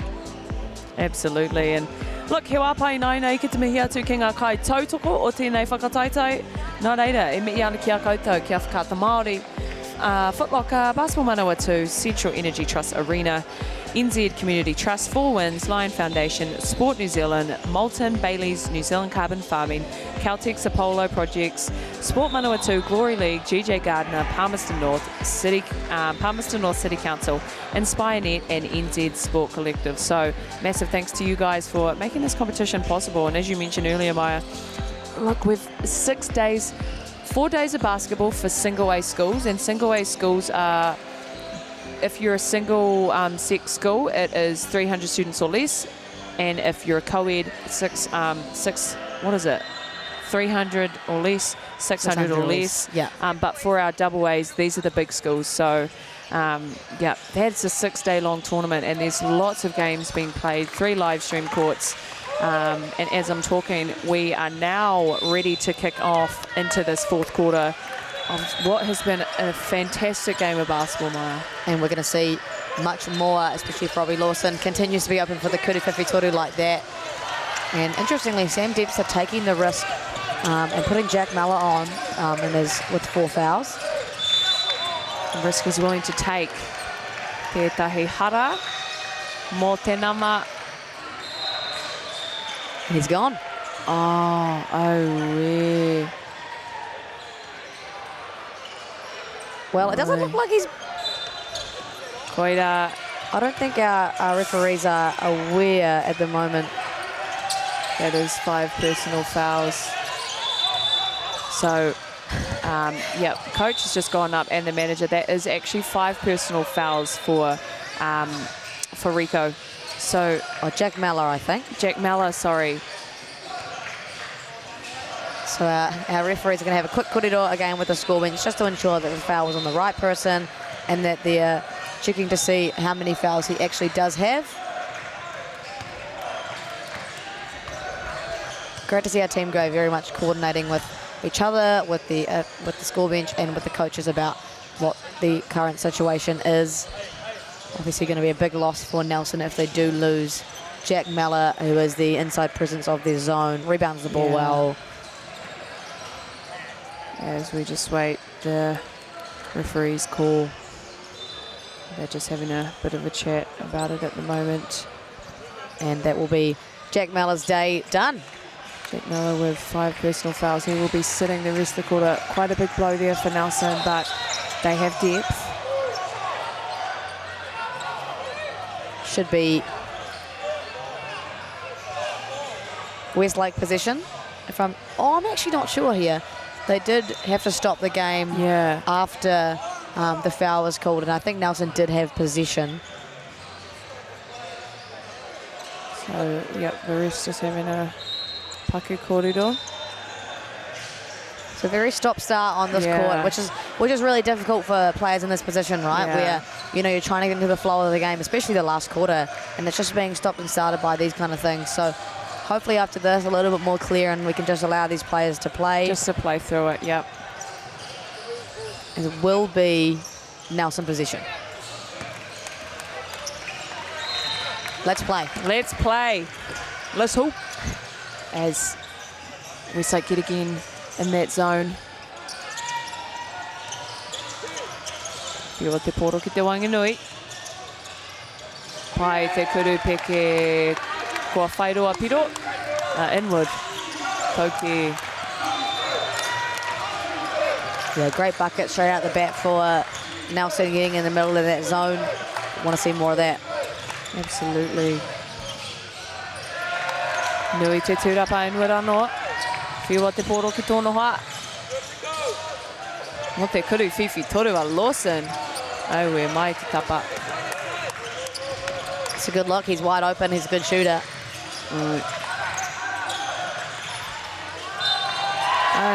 Oh, e tētahi haere. Travel, and his shoe has come off as well. Surely they wait. Look, we've been in those games where like shoe comes off and people keep playing. Yeah, and they it's just like, throw do their I shoe continue away? to run with my sock, or do I, Didn't matter too much in that Unfortunate situation. call there. That was a really beautiful shot there from Malachi. Just unsuccessful, as that was called for a travel. Matthews at the top. Inward. Another little runner.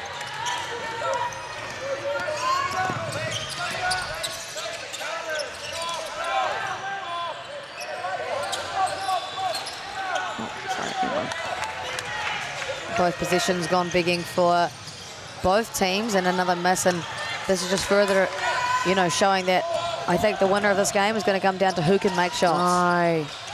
Oh. Pai te kuru. Kauri he angitu engari, rawe te kuru. 4 misses in a row for both sides. Beginning to feel a little bit of that fatigue. You get a lot more tired playing a close game than you do a blowout. And it's not great, but they'll take it. He went to the bank on that one. ASB, ANZ, I don't know what one, but he went to the bank. Did he call it? Nah, that should be a point deduction. Yeah. Nah. Beautiful shot there from Matthews there at the top. As who but Neville to respond. He's been a quiet worker for this team, actually. He's made a lot of impact for Westlake as a timely scorer. Still just 3 points in anyone's game. Beautiful find there. Koru Whiwhi toru. For a team that shoots a lot of kuru whiwhi torus, they haven't actually found a lot of success, and I think they had a little bit more success toward the beginning of the game. Robbie Lawson had those back-to-back kuru whiwhi torus in the first quarter, but I think now for Nelson, you don't want to settle for too many of those, right? Especially when you need to get points on the board, and if Westlake are going to continue to give them to them, and they're going to keep taking them. If they settle too much, it's going to be hard. As my coach used to say, you can't live and die by the three. Look, they are very valuable, but there will be times when you just need a little putbacks like that shot there from Rasmussen. Beautiful kurupeke in the middle of the key. We have ourselves a ball game, man. We do. Turns down the screen. Rico from range. Just gone out of bounds. That will remain in Nelson possession. Kwa mautong te poro a whakatū.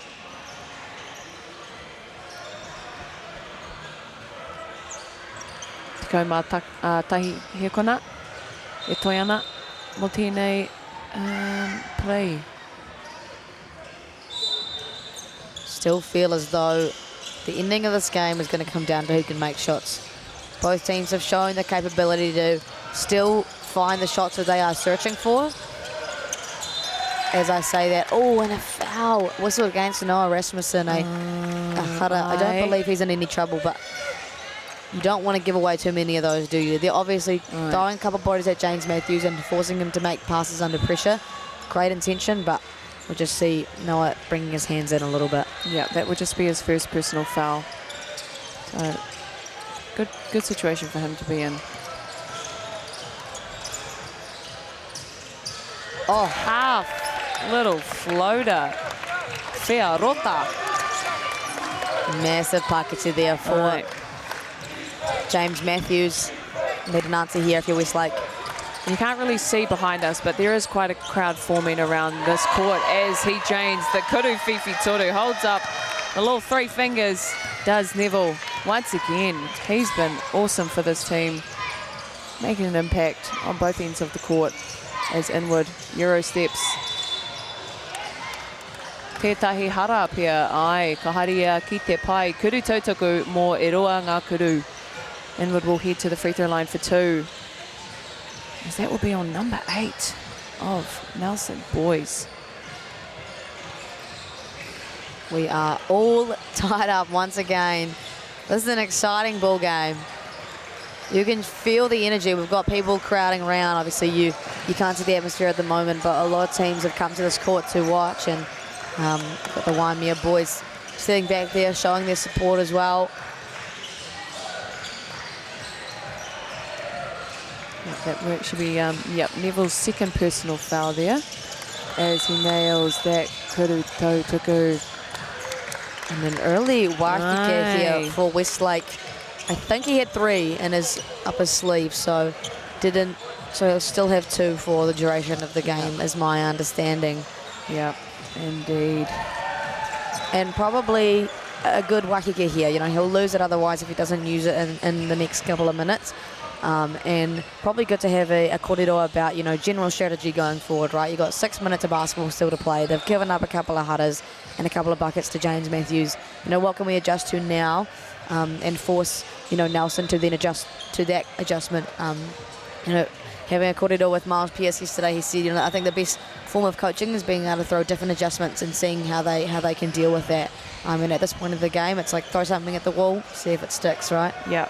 And it is, you know, basketball is a cool game for that because it's often you can come up with a plan and then, you know, defense might give you something, or, you know, in this case for Nelson, Jack Malla is out of the game, so that is a big blow for Nelson. So as Westlake looking to expose the inside of the key and try and get those rebounds because he had such a presence inside. So very much playing to, you know, the circumstance. There's always the play to the refs, play to the, you know, play to the courts, play to the rims, all of those things. So it's really crucial that, you know, both teams are versatile and can adjust to the ever-evolving game that is basketball. 100%. 100%.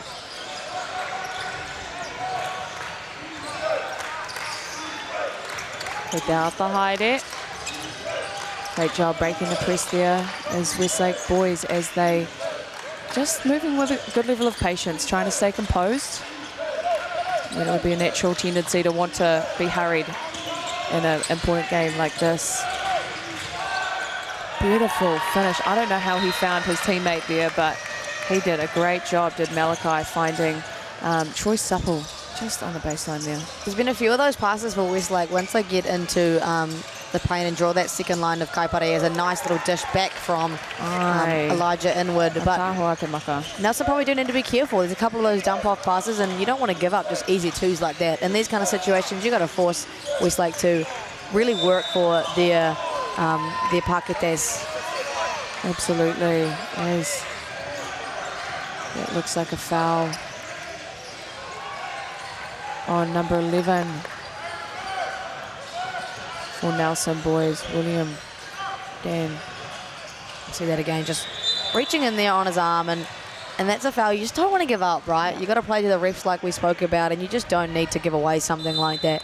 Force Noah to play against that physical matchup. Absolutely. E re ma miniti toina ki te mutunga o te kemu. Ki te tāwhanawhana te pōro.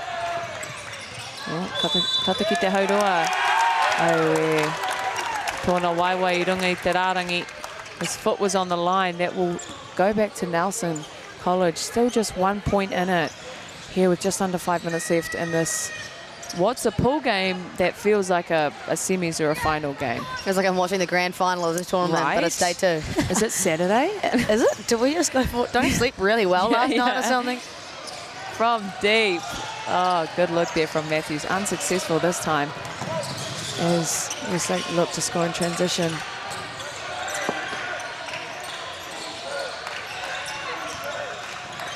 Beautiful dump off. That will remain in Westlake possession. Kia mau tonu. Again, those dump-off passes, right? That time it was coming from the short corner cut from Daly Pohio. You've got to be aware of where that is. And if you are the middle defender of that zone, the other side defender has to step up and crunch in a little bit to give you a hand. Absolutely. Is that Kuru Fifi Toru signed, sealed and delivered. Troy Supple. Well done. Big time players get big time buckets. Buckets. As we see, yet again, 3-2 press there. That's been staying in that basically the whole second half here. Beautiful rebound. Supple again. As Westlake look to push and trans. Beautiful back cut. Tough angle though.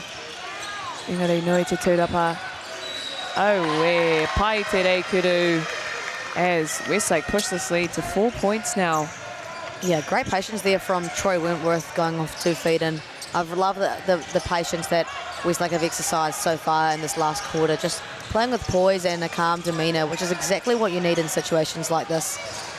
Oh, yeah. Mai te Wainganui off the town there. He shot that from, look, the town square, I think he shot that one from, actually. The Palmy Plaza. Yeah, the plaza.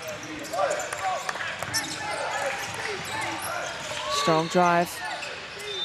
Tough follow through. And who but Rasmussen? He's really taking over this game. Yeah, he's been my MVP today, I think. Yep. Tough defense. Jaws the Hudder. Beautiful move from Elijah Inwood. And one. We're just trading buckets at the moment, you know, like Westlake getting a little bit of a run. Bam, Nelson are there with another tough bucket of their own. Look, I'm not sure if it's because I'm getting older or what, but these games are hype. Like, yeah, for the sure. level of basketball over the past 10 years, I think, has improved. Not that it wasn't good, but it's really exciting to see the caliber of players. And well, our under 17 NZ boys team that placed, I'm going to say men, boys to men after placing 4th in the world. 100%. Boys to men. Yeah. But the level of basketball has been really impressive. And that's because, association's beginning to get a lot stronger. You know, nationwide is another little bucket there for Oscar Neville, who is Mr. 1%ers, by the way. Like, done all the mucky and done all the little things for Westlake. But yeah, a massive trickle-down effect from our national teams being so strong. Associations get stronger, and then all of our schools get stronger. It's great to see the improvement of the rangatahi basketball across Aotearoa. O tēnā waua te kuru. Kei te kōkiri whakamua. Oh, pai te mahi. Oh, rawe te mahi. Matthews, he did just tip that off from behind, actually. Those are sometimes really hard when a defender comes in, picks it from behind. So he did really good there. And it was off the lap of that Westlake player. So that will remain in Nelson College possession as we have just over 2 minutes left here in the 4th quarter. I've been saying it all game, it's still anyone's game. Oh, absolutely. There is no clear winner of this game, and it's about execution now in these last 2 minutes on both ends of the floor. You know, being able to take high-quality shots, get uncontested looks for the guys that you want to be shooting the ball right now, and then about getting stops. Absolutely, and you can see that 2-2-1 Trish. Back to a 3-2 zone for Nelson. Rasmussen again, beautiful reikuru off the glass. He's really showing his skill in this late in the 4th quarter here. And we've spoken about that, right? Like bumping cutters and disallowing anything easy. You don't want to be giving Noah Rasmussen a chance to go to his right hand in the paint. Absolutely.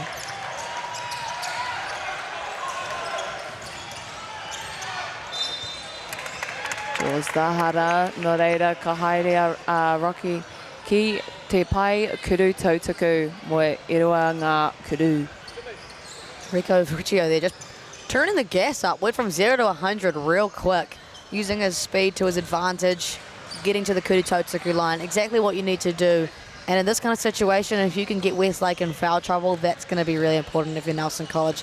But at the moment, you know, I think they need to clean up their offensive positions. Westlake have got some really high-quality looks these last few minutes, and for the guys that they want looks for, feels like Nelson College are having to work a little harder for their offense. I think they've shot probably three three-pointers in the past minute or so, so it's just having that awareness of, you know, what's a high percentage shot, and do we need to get to the rim, and as Rocky's done, he's really just gone to the rim, and if you don't make the layup, you at least get free throws. So as we see, another Kuruwhiwhi Toru.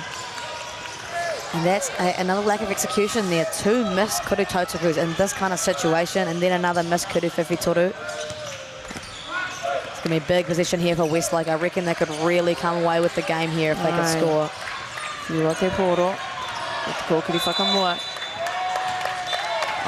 Travel tera. Yeah, just the travel call. And we've seen that quite a bit in this game, actually. The 2-foot plant, if there is any form of movement of the plant foot, that will be called for a travel. Hey, the refs have been consistent with that call, I think. For sure. Yeah, consistency is key. 100% now for Nelson. A massive, massive possession. They could get within 3 at most after that stop. And that defensive position, important to get a bucket here. Absolutely. As Nelson trying to penetrate this intense Westlake defense, as both Westlake guys have just, you know, tumbled over each other, but once again the effort was there, and as a coach you can't be upset about that. 1000%. And it should be a 14 reset in the front court, and I believe Sam Dempster is going to call for a wahike, and this is where, you know, coaching philosophy comes really important. It's knowing when to call the timeouts, how many you still have, what you're drawing up for what shots. Like, this is the part of coaching that really is intricate and, you know, and takes a lot of analysis. Absolutely. And, you know, what shot do we want to get up? I think that is super important in these in-game situations. We have 58 seconds on the clock. How many possessions can be had within that 58 seconds? Maybe a max of 5 or so. So it's been efficient. What is a good shot that we need to get up? Who is scoring well? If I'm Westlake, I'm probably going to Rasmussen. He's been very reliable, and Neville as well has been really consistent for that team. So, you know, I'll be looking to go to them. But just as Westlake, you're up 4 points. You don't need to do anything too fancy. Time is your friend. So running the clock down, making sure you just play tough defense, active hands. You don't have to do anything too fancy. And I think for Nelson, they're a fantastic three-point shooting team, but in times where there's a slight three-point shooting drought, perhaps going to a more easier shot, whether that be a layup, and they've done quite well, as you saw Rico in that last the other possession, just getting to the rim. And, you know, if you miss that layup, then you have 2 chances to, you know, get a free throw. So very much it's late game opportunities like this where, you know, the IQ of players really comes through, and the maturity and knowing the time, knowing how many fouls we've got. And yeah, led by Matthews on the Nelson side, I think he will probably, you know what to do in these game time situations, and what his team will need. 1000%. It's very essential to have some kind of leader that can really, steer the ship in these last moments. Just under a minute to go. Ooh, it's exciting, Kayla. It is. As Te kauhia kona e toiana, mo te plate. Beautiful. Oh, unlucky. Oh, as Westlake hold on to possession. Great pressure there, though. And a timely steal. Great effort there as we see Nelson keeping this full court man pressure on.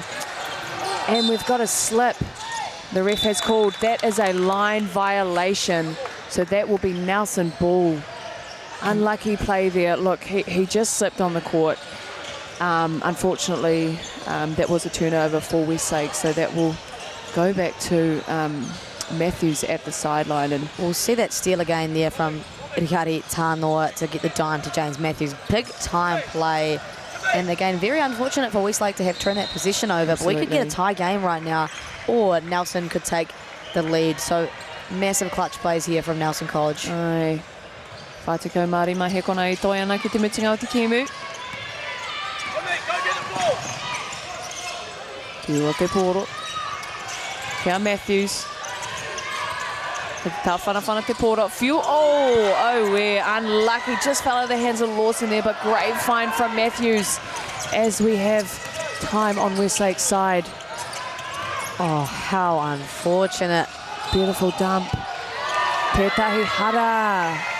That is a foul call.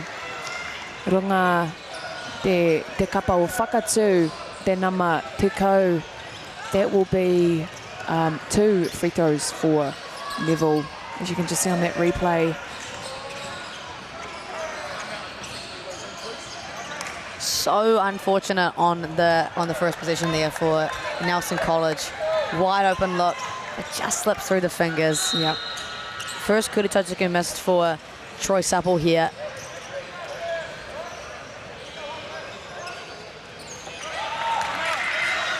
Timeout. Awahiki is being called.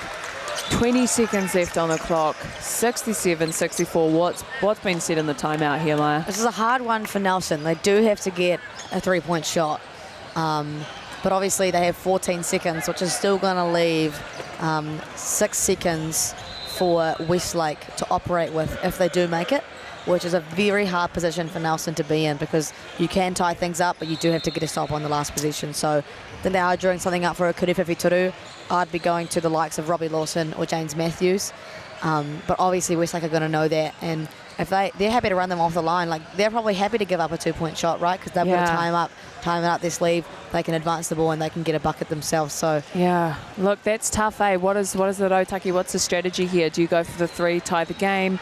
Got to play tough-nosed defense, or you do just secure a 2-pointer and then just foul early in the next possession. They've got 3 team fouls, does Nelson, so they could afford to just get an easy putback shot, potentially draw a foul, then tie the game. Or so we will see what Whakatū do out of this timeout, as does Westlake. But yep, it's one of those things. Do you go for the 3 or do you just bank a 2? I mean, there's enough time. There's enough time if you want to bank a 2. Do they have a timeout though? You know, then after they get a foul, they're going to have to go full court, and then it becomes a different beast. And all of these questions. So many questions. As we just have 21 seconds here left in the fourth quarter of this pool game. I mean, this is why we love basketball, right? We love it. These moments just super, super exciting, and are definitely the reason that we play. Absolutely.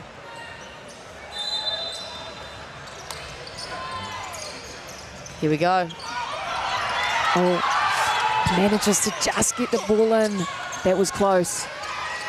Kuriwhiwhi Toru. Oh, massive toot-upper there as Rasmussen holds on to the possession. That is jump ball. That will be Whakatū ball. Nelson boys will have that ball. And referee's going to have a quick kōrero to the score bench once again, just to ensure it is the correct possession. That's, that will definitely be Nelson basketball with just over 11 seconds here. Wiping some sweat off the floor. Now we saw as the ball was being inbounded there, it was almost a 5-second violation.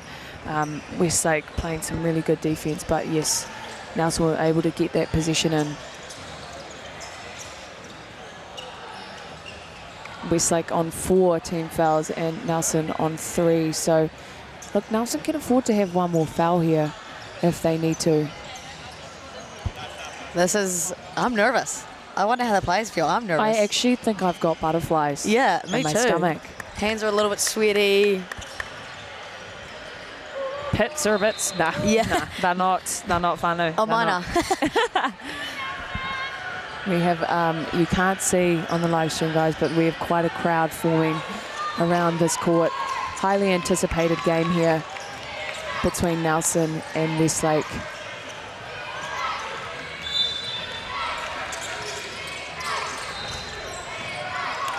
Second, manages to get it in. Massive steal, but stays with Nelson. Oh, Tētahi hara. It's a foul. Well, and this becomes difficult now because that is 2 shots for Nelson. But do they really want 2 free throws?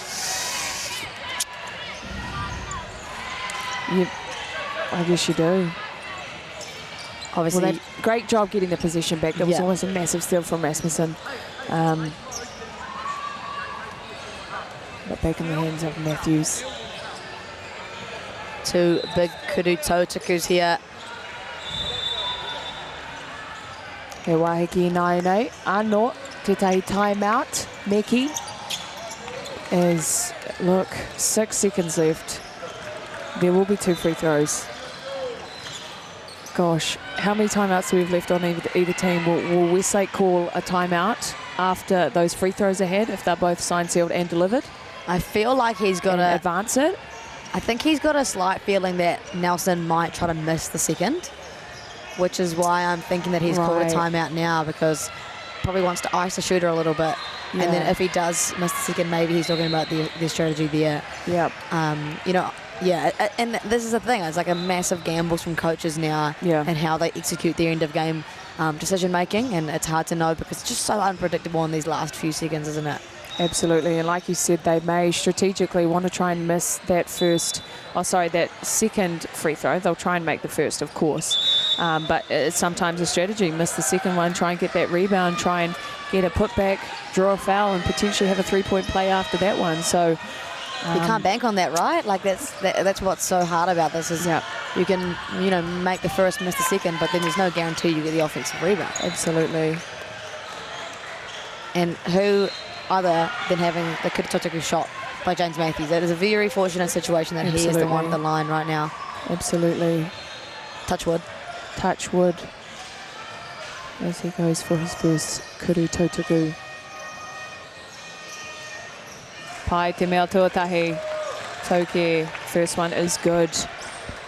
As Inwood goes into rebound for the second. 67-65. And he just misses that massive toot-upper there. Smart foul from Inwood, though. Massive two-wood. I think Kaunoe was looking for that personal foul as he reached from behind, but that will just be a standard foul for Inwood. And that won't be in advance. That will be 14 fouls on Nelson. So they still have one up their sleeve if they need. Timeout being called by Coach Kaunoe. Smart play there. They're in a comfortable position. 2 points up for Westlake. They will be inbounding it at the half, I believe, if those rules are still those rules. Yep, indeed. So, well, obviously he can opt to do whatever he wants, but you would assume that he would advance the ball right now. And yeah, really smart end-of-game decision-making from Kaunoe, like calling that timeout to kind of try to ice those free throws and then knowing he had another one up his sleeve. So very interesting to see what the approach is here. You're going to assume that Nelson are going to foul and send them to the line. But then in that case, what do Westlake do? Do they try to make both? Do they miss one and try to get the rebound and then not allow Nelson to get a position? But for Nelson, if they don't have any timeouts left, they're going to have to go full court in 4 seconds, and that's difficult. Look, it is doable. It really is. But look, I think we might see. Nelson will. You always go in these situations. You always go for the steal. If you don't need to foul, don't foul. But the moment the ball is inbounded to a Westlake player, it's a matter of fouling immediately. 100%. You just really have to, especially 4 seconds on the clock. It will be a bit of a push. But look, the joys of live sport. There's always anything is possible. 100%. We've got a good crowd here circling, watching the game. The atmosphere is high and the nerves are high. Not only from the players, but from us. I know. I'm actually I'm on the edge of my seat, Yohama. Toes are twinkling a little bit. You know how it is. Yep. As we have Harper Wilson will inbound the ball from the sideline. Now some players on high alert as it's an easy find. He just fouled. Very open look there for Pohio. That will be 2 free throws. I wonder if we have a replay of that situation. Just that miscommunication there from James and Rico. Not communicating whether they were switching or not. Allowed Daly Pohio to switch out. slip out, sorry, and that is just not what you want at the end of the game. And given that Sam Dempster hasn't asked for a timeout, he won't have any up his sleeve, and it's tough. It's unfortunate. And, you know, challenging to what the scoreboard says here, only 1 second left. And Whakatū, Nelson just falls short. Westlake boys, what a game we watched just then, Maya. Yeah, congratulations to Westlake boys with a very tight 3-point win. We knew that was going to go either way, and it was going to come down to execution, and Westlake very much held their own at the tail end of that game. Yeah, congratulations, Westlake. Congrats, Westlake. And kia mau tonu mai e hoa ma, don't go far. We will have, who's playing next? St. John's take on Rangiora Boys High School, and I know this is a must-win game for both of them. So you're staying on here, Maya? I'm staying on, joined by Greg Elliott. Head off to the next court. No ki te marire, ki te korero ki a koutou i te rānei, no reira kia mau tonu mai. Kia pai te rā, whakamātakitaki i tēnei kēmu. No reira, kia mau tonu mai.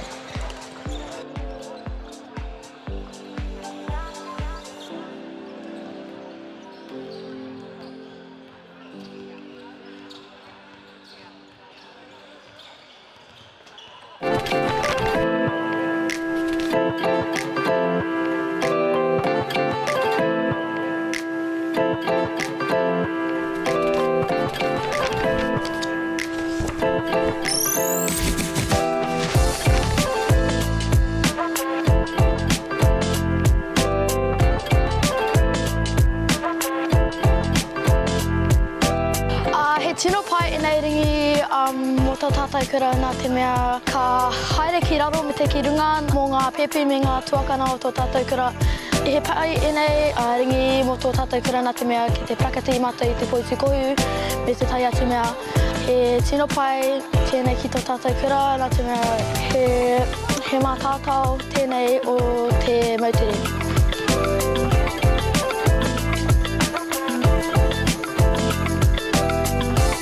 The hoops, we had to use our hands and we had to use wire. We used a clothesline and the trees, and then we moved on to a kid's hoop, and then we moved on to the hoops that we got.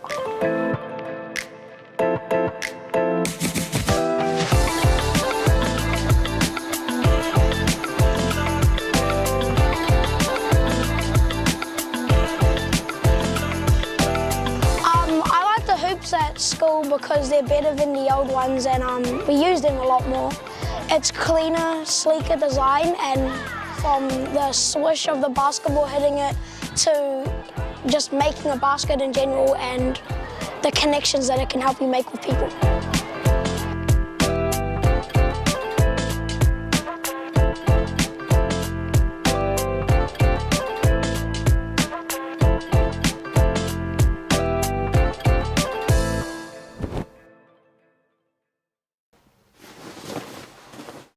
At Apollo Projects, we create better outcomes because we never make any assumptions. Take this for example. This wine turret doesn't look very well designed. So we called the tank manufacturer to check. We asked, why is the turret away from the side of the tank? They said, because it's always been that way. So we had to think. What if the turret was next to the catwalk? Sounds good. So that's what we did. Now the wine turret is better designed, better value, easier to use, and safer. I think that deserves a toast. Apollo Projects. No assumptions, better outcomes. E tiro aroha nau ki ngā mahi toi katoa, ngā mahi auaha. He pōrangi mātai. Toi tū te rangi, toi tū te whenua, toi tū te reo Māori, toi ata ki te ao.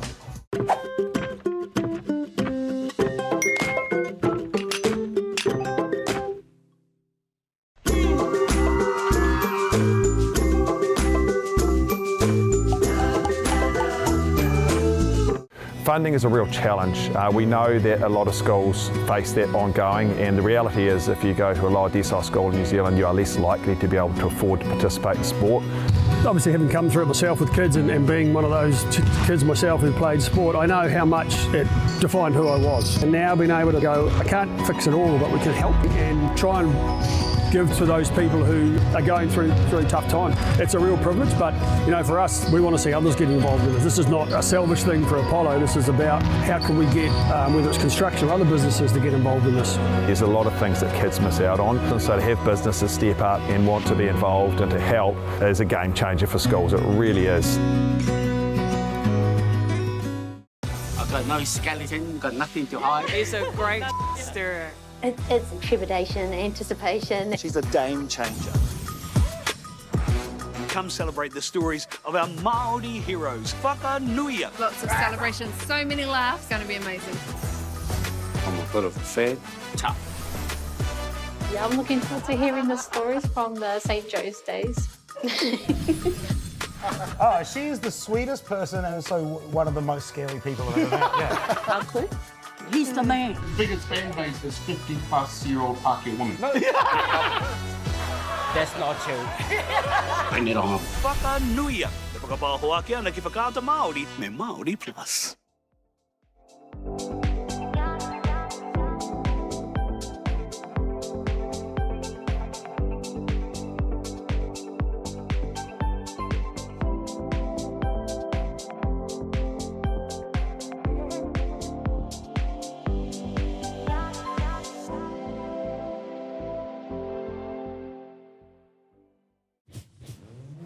This is an opportunity that we can't pass on.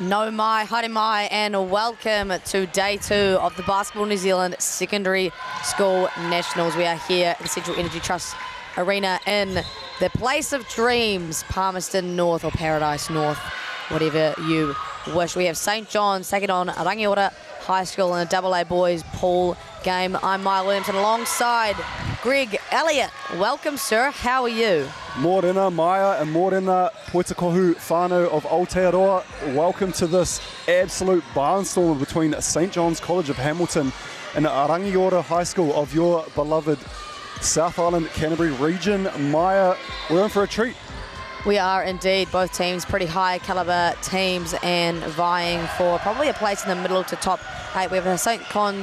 John's College lineup. You want to take that away, Greg? Yeah, I'll take that one. We've got Don Pearce, Logan Solet, Hunter Saville, William McPhee, Jacob Edge, Jameson Goldsmith, Ararama Tarangi, Kieran Crawley, Finn Cartmill, Connor Mackay, Kai Reid, and Tamihana Biddle Downs, coached by Brandon Ware and assisted by Wiramu Jones. Great stuff. And over to the Rangiora High School boys, we have Oscar Tate, Quelly Mills, Eli Brookfield, Oliver Shaw, Fletcher Jenkins, Finn Chatterton, Daniel Hirawini, Toby Gutzel, Jake Holmes, John Daniels, and Jack Cook. They are coached by Michael Barrett and assisted by son Thomas Barrett. And shout out to our manager, Anna Robb. See, that's where you got to show the love, isn't it? That's the real person that needs that aroha as the manager.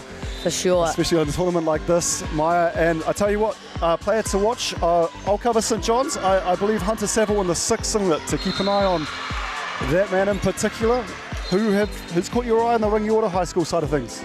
Jake Holmes is definitely the guy to watch, number 14. He was in the boys All-Star 5 for the under 18 Footlocker Nationals earlier this year. And shout out to our referees Blake Rosanowski and Mihi Patia. But yeah, Jake Holmes has been in the wider training squad for the Canterbury Rams earlier this year, as the boys are getting ready to gear up and gear off. Both teams probably really needing a bounce back win today, going down 0-2 yesterday for both sides here. So both still with a chance probably to make that middle 8 bracket, but it's really going to come down to who can win today's matchup. And for Rangiora, hard to get back. They lost 70-74, 56-95. But for St John's, 2 massive losses, 55-108 to Rosemary College, and not much better to Waimea, 42-102. So needing a bounce back are both of these teams. Oh, and what better place to do it than Court 4 here at Central Trust Arena, and St John's off to the races already. And that man right there, Hunter Seville, with an easy kudu whakau. Rangiora now looking to open their bank account for today's matchup. Fletcher Jenkins stops on a dime. And now back the other way. Transition seemingly the favourite for St John's. Nice little putback there from Kai Reid.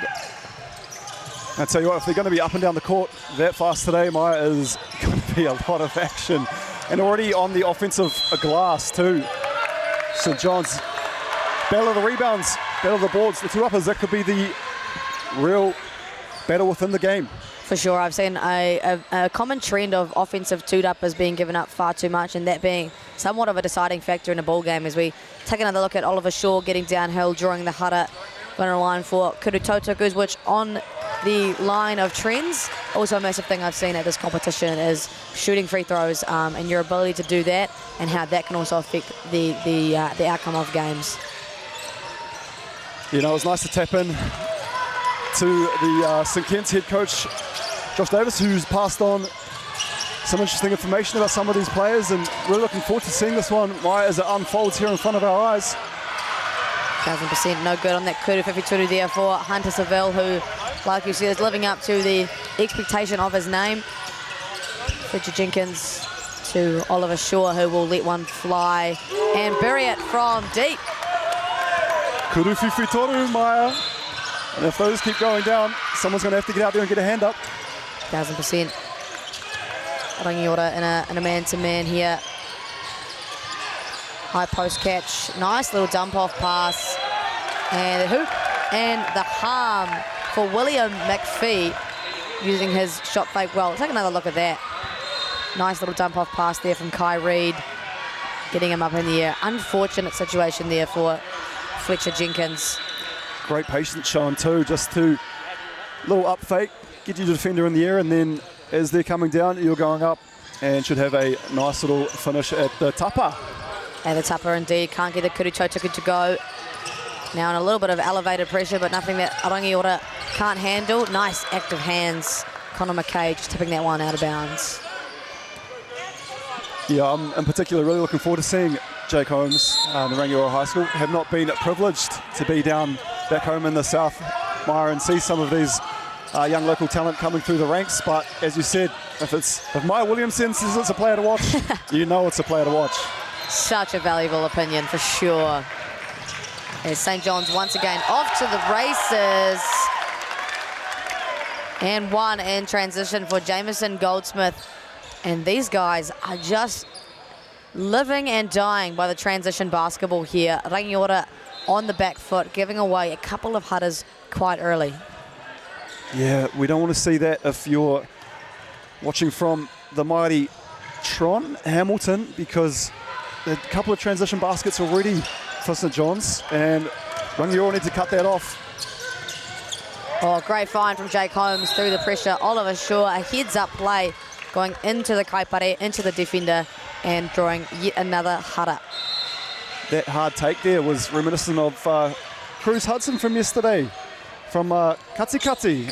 College. Spent as much time on his backside in the signage as he did on the court. Hope he's iced the body, he's feeling better today. Shout out to Cruz. You need players like that in your team, right? The ones who are willing to do the dirty work and get on the floor. I feel like I always had teammates that were, you kind of had tally counts for how many times they actually ended up on the floor. Might have to do some Q&As with the Checkers Women's Prems of Christchurch just to see if the Maya Williams herself wasn't one of those on the floor players. I'd love taking charges. Good ball movement here from St John's around the horn. 3-2 here for Rangiora, and trapping those sideline and baseline areas. And an empty possession for St John's. and an effective defensive position for Rangiora. They'll be happy with that. I'm liking the output already of Kai Reid for St John's, just lurking around, trying to make himself open. And Blake Rosanowski, our Team Grey official, going to have a quick korero with the score bench at the moment. There may be some issues. Not 100% sure what those issues are, but a big shout out to our Basketball Manawatu volunteers for doing all the school benches and making this tournament possible. Basketball Manawatu put on a clinic here in Palmerston North every year. Massive tournament, 8 courts of basketball for 6 days. That's a lot of mahi to be done. Oh, it's incredible, Maya, just to walk through such an amazing facility such as this, to see multiple courts all going at once, and how good. I know it wasn't long ago we had 1 televised court. It went to 2 last year, and it's just so good at BBNZ. Thanks to Whakata Māori, we've got 3 courts live and beaming around the country, and to anywhere in particular. 1000% great for these Rakatahi to be broadcast nationally, and for whānaus at home to be able to watch their loved ones, and they can watch William McPhee swat that one out of bounds, leaving Rangiora with 2.5 seconds to get a shot. And what better result, as I say that though, just rims out for Jonty Daniels.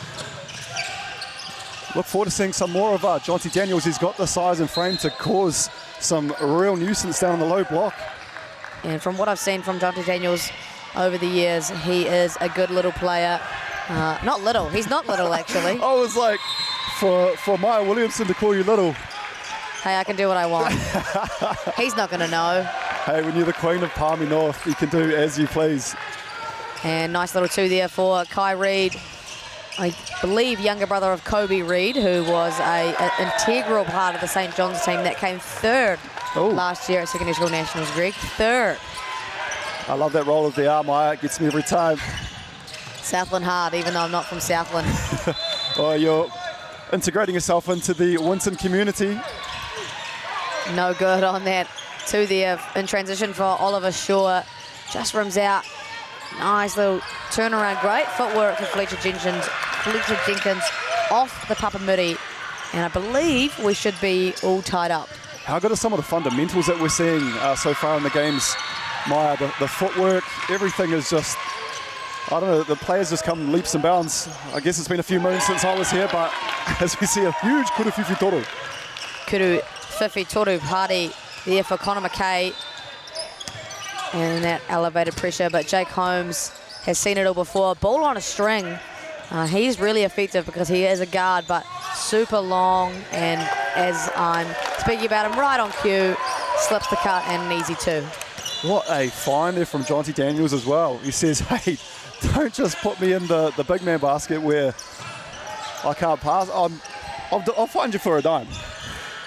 And we love that. We love versatile big men. I know the traditional 5 is kind of going out of style and becoming a positionless game with our big men being able to dribble, shoot, pass, all the rest. And there is Oscar Tate on clean-up crew and the offensive two-upper, and Rangiora come out in front. Worrisome there, Maya. No white singlets. It was quite an easy offensive rebound and layup there. And we're going to see a Hara drawn against Oliver Shaw, a little overzealous with his hands in the cookie jar there. Trying to be an active kaipare, an active defender, but just uses his hands a little bit too much. Happy to show some aroha to my boy that's tuning in down south, the head coach of the Otago Tupu team, Sam Fielding. Kia ora, my boy. Hello, Sam. As we see some subs come into the game, Toby Gutzel of Rangiora and a couple of boys in the game for St John's. So good to see coaches rotating their players early as Hunter Seville over to Logan Soler, but ball goes out of bounds. And I believe Arama Te number 11, is a relative of the one, the only, Ruben Tarangi. Oh, and how good's Ruben been, the youngest vet? I feel like that man has been part of the AMBL for such a long time. So 100%. That Tarangi name is prominent throughout Aotearoa. And just a little dump-off pass going astray. A great look, but just out of the hands of Toby Gutzel, who just got on the game. So you can imagine, you know, still trying to ease himself into today's matchup. As Rangiora with a 14-13 lead. just over halfway through this first quarter, and it's shaping up to be a close one. The haircut and the facials, now that I see it, that is definitely a tarangi there. Arama in the 11 singlet, so... Hunter Seville will take his first sub of the game. It's good, Maya, a bit of a feeling out period here early. 13 plays a 14. Yeah, 100%. You know, this is the time in the game where both teams just have to figure out each other and, you know, find the strengths and weaknesses of each other as Fletcher Jenkins lets a Kuru Whiwhitoru go. And there goes Arama, smacking that one out of bounds. Volleyball-esque. Your interest in volleyball was peaked recently too, I believe. Greg likes to talk about my recent relationship for some reason on the live stream. As we see a huge Kuru Whiwhitoru there from the Jake Holmes. Jake Holmes is prominent from beyond the arc and extending the Rangiora lead to the biggest of the game so far. Just at 4 points, but Logan Sol trying to edge back at that lead. Cannot do so with a missed Kuru Whaka'u. And then back the way of Rangiora, a little bit messy to begin with.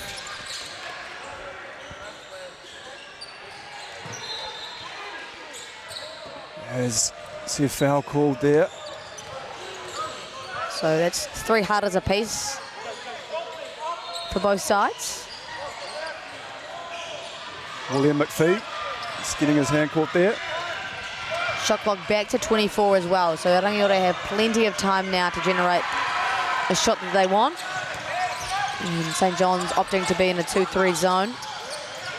Little exit screen for Jake Holmes, no good. But clean-up crew once again, a lot of offensive toed-uppers early, Greg. I tell you what, Jonty Jones sets that screen. You're not getting through if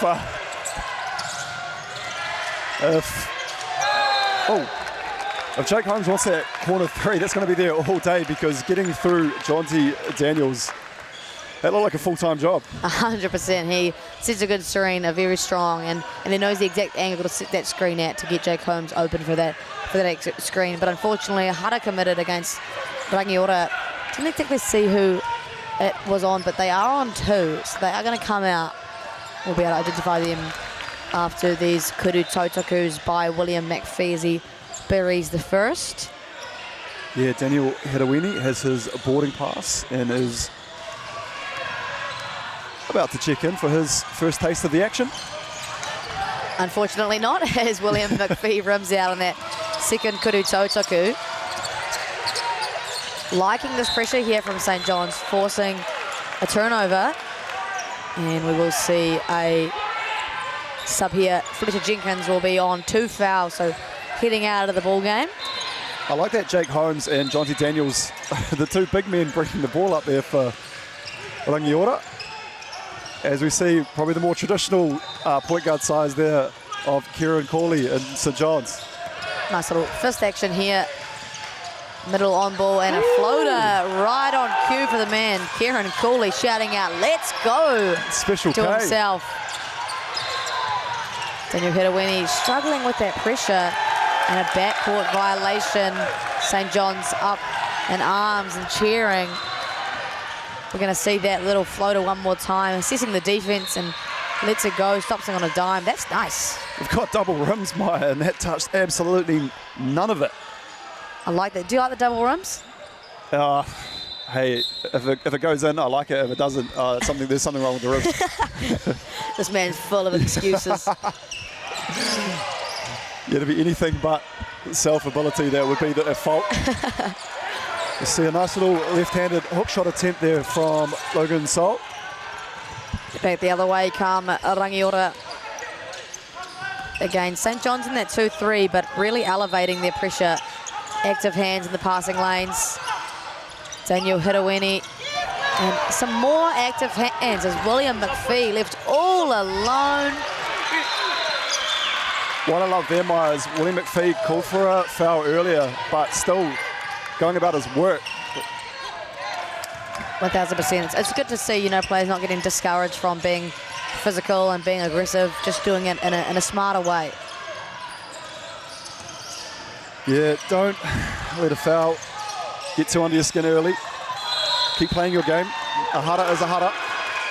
1000% as Arama Tirangi there draws the foul and will go to line for a pair of Kuru Tautakus and a couple subs needing to be coming in now. Just over 2 minutes to go in this first quarter of basketball. 18-17.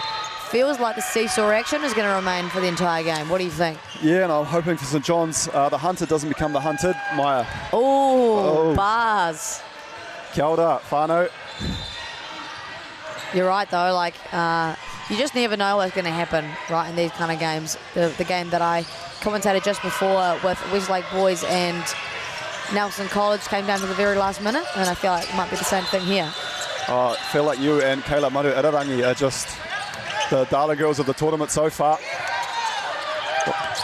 Getting a lot of aroha from around the commentating circles. And shout out to all those giving us aroha. Shout out to the whānau at home watching on this great basketball here in Palmerston North. And of course, shout out to Whakata Māori for making this whole thing possible. Any of the Williamson whānau that you've been tuning into your incredible mahi? Nah, mate, they got more important things to do than listen to me. They get that treat more often than not. Nice action here. A little breakers cut for Rangiora off the handoff. Find out to Jake Holmes, who tries to let that one go. Someone must have opened a door in here or something. Bit of breeze. We might need to find... so it looks like Jack Cook is in the 27 singlet, not the 25. And already probably my favourite haircut, at least. And why is that? Oh, the Greg? mullet is flowing. I feel like that is Palmy 101. Let it flow. Greg loves a mullet with one of his own. Jake Holmes, get that out of here.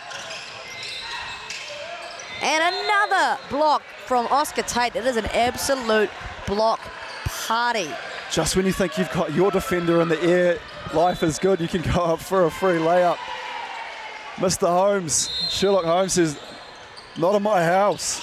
And so does Oscar Tate. Now forcing St. John's to play with just 3 seconds on the clock. Hunter Seville to be hunted. No good, and that should not count. Referees opting to just allow these guys to play. Getting closer to that first quarter mark.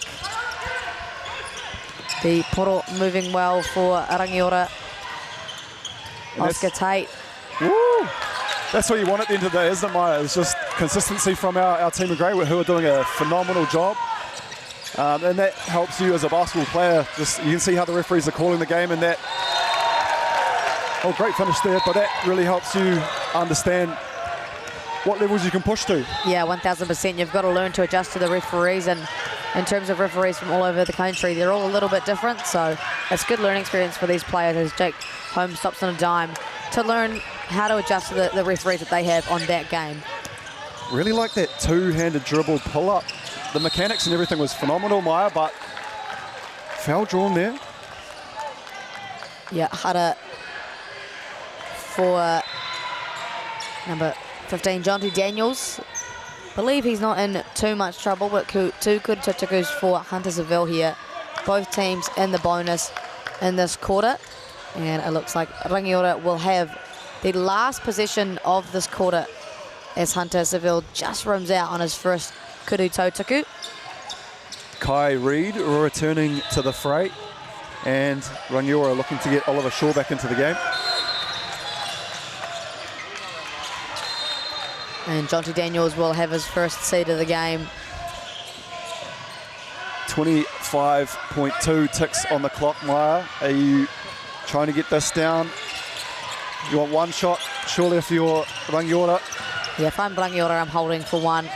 Not allowing St. John's to get another possession in this quarter, and that looks like what Jake Holmes is aiming to do. Uses the high on ball. Stops on a dime, nice floater. Oh, gets his offensive toot up, and a nice little English off the glass. A timely bucket for Rangiora. I tell you what, if you're looking for a basketball build, it is that of Jake Holmes. For Long, sure. rangy, athletic. Yeah, it is the length that helps him, but his guard skills that also utilise that length really well. He can shoot the ball well, dribble, penetrate with both hands.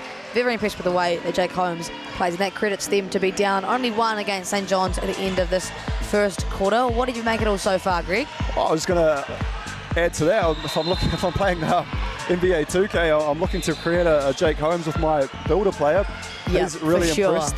I feel like Hunter Saville has really lived at the free throw line. I've been really impressed with his relentless attacks at the tapa. I love that it's a close game. We have seen some blowouts, and it's only day 2. So, especially for us, privileged enough here to be in the commentary booth, it is great to see a close, hard-fought game so far. I really can't wait to see. I think this is going to come down to the wire. Yeah, for sure. And I said that about our Westlake and Nelson College game, and sure enough, it went down to the wire. And those are the best games to commentate, and the most exciting games. As shout out to Rangiora manager, who has come along and offered lollies to not only the score bench but us commentators as well. Shout out to our managers. I feel like they do not get the love they deserve. But when I look back on all my tournaments I competed in, the managers are what make the world go round. I've got to say, Rangiora has really impressed me, not only on the court, but each player came and shook our hands before they took the court, and they've offered their, well, it was a big box of it was a big box of lollies. To be fair. But, that's things that they don't have to do. So from a respect level, that is, I'll remember that one from Rangiora. And yes, it's little things like that, Maya, that stick with people. I think what I love most about being at basketball tournaments is just the high quality people, If you're in basketball, you're likely to be a great person. There's the few people that you probably don't want to mess with, but thanks, man. You're one of them. But honestly, some great humans here at Central Energy Trust in here at Palmerston North, and I just love catching up with everyone, players and coaches and referees alike. And me and Kayla Manuirirangi talked about this in the last game, just the amount of moving cogs that make these tournaments possible. It is a huge tournament, 8 courts, 6 days, and there's so many contributing factors that all make it possible, and I know that players love competing at this tournament, and it wouldn't happen without so many contributing factors. Oh, you're right. Just going back behind the scenes and seeing the amount of spreadsheets and the organisation that goes into, I know we've got a plethora of courts available to us, but just to make sure that everyone's where they need to be, and there's referees, there's a score bench. It's a lot that goes into it. So kudos to the phenomenal people of the metropolis of Palmy North. Metropolis. Or P Naughty, as Campbell Scott told me that's how it's referred to. I'll take notes of that. As Rangiora leave their first position empty, St. John's looking to open their second quarter bank account. No good on the Kuru Whiwhitoru. 2 misses to start the quarter. Here goes Cook in transition. Oh, great patience. Jack Cook, little Pinoy step. The reverse, the English, the flowing mullet, everything was in there on that layup. Greg's dream player. He is fantastic. The chef, the cook, love to see it. Kai Reid being a chef of his own. Nice little hook shot there. A little bit too easy in the middle of that zone. Nice go screen for Jake Holmes. Manages to keep the ball in bounds. Does Oscar Tate. Daniel Hirawini hesitated. Front rim. Hunter sort of had one eye on the basket. Pass just slightly off, and that'll get you. And then Ahara against Oliver Shaw, and Coach Brendan Weir just instructing his players, you've got to take him and slow down the ball. That is good advice from the head coach there of St. John's. Shout out to the people of Hamilton tuning in. I believe Brandon was also the coach of the Waikato under-20 team that made the final at under-20 nationals this year. As Jake Holmes lets another one go. It's an offensive two-upper party at the moment for Rangiora. And that is one party that you don't want to be attending if you're St. John's. Probably something that might need to be talked about. I know we've still got eight minutes left in this second quarter. It might not pay to wait that long, Maya, to have that korero. 1000%. Obviously, you don't want to use your waheke too early, and I believe he's still got 2 up his bag, so probably could afford to, but you do want to let your players play. Don't mess with the momentum of the game just yet until you need to, as Oliver Shaw picking the pocket once again. Stumbles his way to a transition two. Hey, a lot of respect there to be able to keep on his toes. Caught maybe a sly or awkward foot there and a little trip, but managed to keep his head up and his balance, and nice finish. Kai Reid drawing some more contact, gets the and one. Tough from Kai Reid, the hara against Daniel Hirawini, and he'll have a chance at the charity stripe. Let's take another look at that. That caught all of the double rim, aka the tapa. I like that. Is that how it works? I don't know. I don't know. I think Caleb might get me in trouble for that one, but hey, if you look at it, I like it. Yeah, I like it. The tapa. Rolls off the tongue. What's your favourite Māori kupu for basketball? Oh, I've got a few. I know that Andrew Horrocks is the kudu Fifi Toru. That's my favourite one too. He really appreciates that. Mine, I think I let you know yesterday, it's Hoake, which means let's go. And yeah, we are super fortunate to be on this Whakata Māori stream where we get to use basketball-specific Māori kupu, which is really cool. And an awesome experience for us to learn some more Māori kupu, and for those at home to also indulge in their learning as well. I know that you and I we've sort of come leaps and bounds with our words that we've learned. It's sometimes a thing of beauty to sit there and listen to the dulcet tones of Kayla Maru Irarangi as she puts together some phenomenal sentences. For sure, it's always beautiful to listen to someone who can speak fluent te reo, and awesome to be on a platform that allows and encourages that kind of beautiful language. So yeah, super grateful for the people at Whakata Māori. As Kai Reid, a little bit of an unorthodox shot there. And here's your boy Cook. I like that he sees three defenders and doesn't even blink. He's like, oh, let's see what happens. Unfortunately, no good on the two there from Jonty Daniels. Back the other way. Nice little running floater there for Kai Reid, who has been instrumental at the tapa. Nice little high finishes off the rim. We're going to see a Waiheke at the next break and play. That's been called. And a nice little two there from Oliver Shaw. Timeout, like you said, Waiheke for Brandon Weir, calling his St. John's boys, and they still lead by 2 as we're taking another look at that. Oliver Shaw, tough finish there, extending the left arm out and getting it off the papamuri. What do you think the corridor is here for Brandon? Oh no, I was just going to quickly ask you before I delve into that. How are you? Are you ambidextrous when you go to the rim? Yeah, man. Yeah, lefty, righty, don't matter? I'm actually a terrible finisher. I'm going to be transparent with you. But I can use both hands.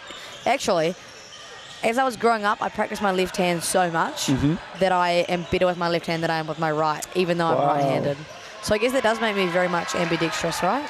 Well, I know a lot of coaches do insist on players that, if you're predominantly one-handed, to do exactly what you did. And sometimes, if you are practicing all the time to get that left hand or the offhand better, it can actually end up, it's not the first time I have heard that, Mike, so that's actually quite impressive. Oh, thank you so much. I feel so validated. Maybe at half-time we can keep the cameras on and... we could not do that. Speaking of which, the half-court shot with a Foot Locker.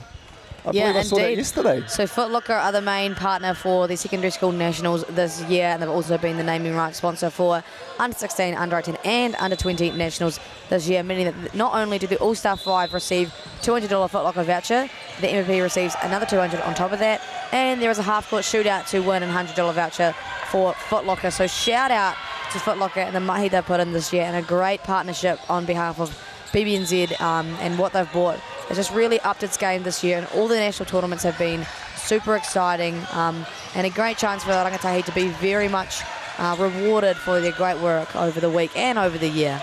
And I tell you what, if you are a sponsor and you're wanting to get on board, there's a lot of people, there's a lot of eyes. Your product or what you're looking to endorse will definitely get some good viewership. Thanks to this Whakata Māori live stream as we're back underway. Some good kōrero from both coaches, obviously, coming out of the timeout. Another hara call against Rangiora. Better discipline this quarter, only 2 fouls in 4 minutes. Still Meyer, no team yet to be able to gain any real separation from the other. As we see a great inbounds play. And it's that man again, I believe, William McPhee. He's really impressed so far in these early stages. Oh, Oliver Shaw, speaking of being impressive, the little spin cycle off the Papamuri. He is hard to stop. I would not have been surprised either if he may have drawn Mahara there too. Was a little bit of contact, but tough finish, the spin cycle. Great ball movement to a shooter in the corner. Too long on the Kuru Whiwhi Toru, but there goes that man once again. Kai Reid, little dump off to Jameson Goldsmith. To get that over the outstretched hands of the big man, Jonty Daniels, even more impressive. Jake Holmes just catching on the run there with all momentum. He was bound to either get a bucket or draw a foul with the way he caught that in momentum. They trail by 4, a chance to bring it within 2 with 2 Kuru Tutukus. Really enjoyed seeing that from Jake Holmes. He kind of caught the ball, took a look at the hoop, and there was no one in front of him, and just no hesitation. Ball on the floor, attack mode. They're going to need that from him.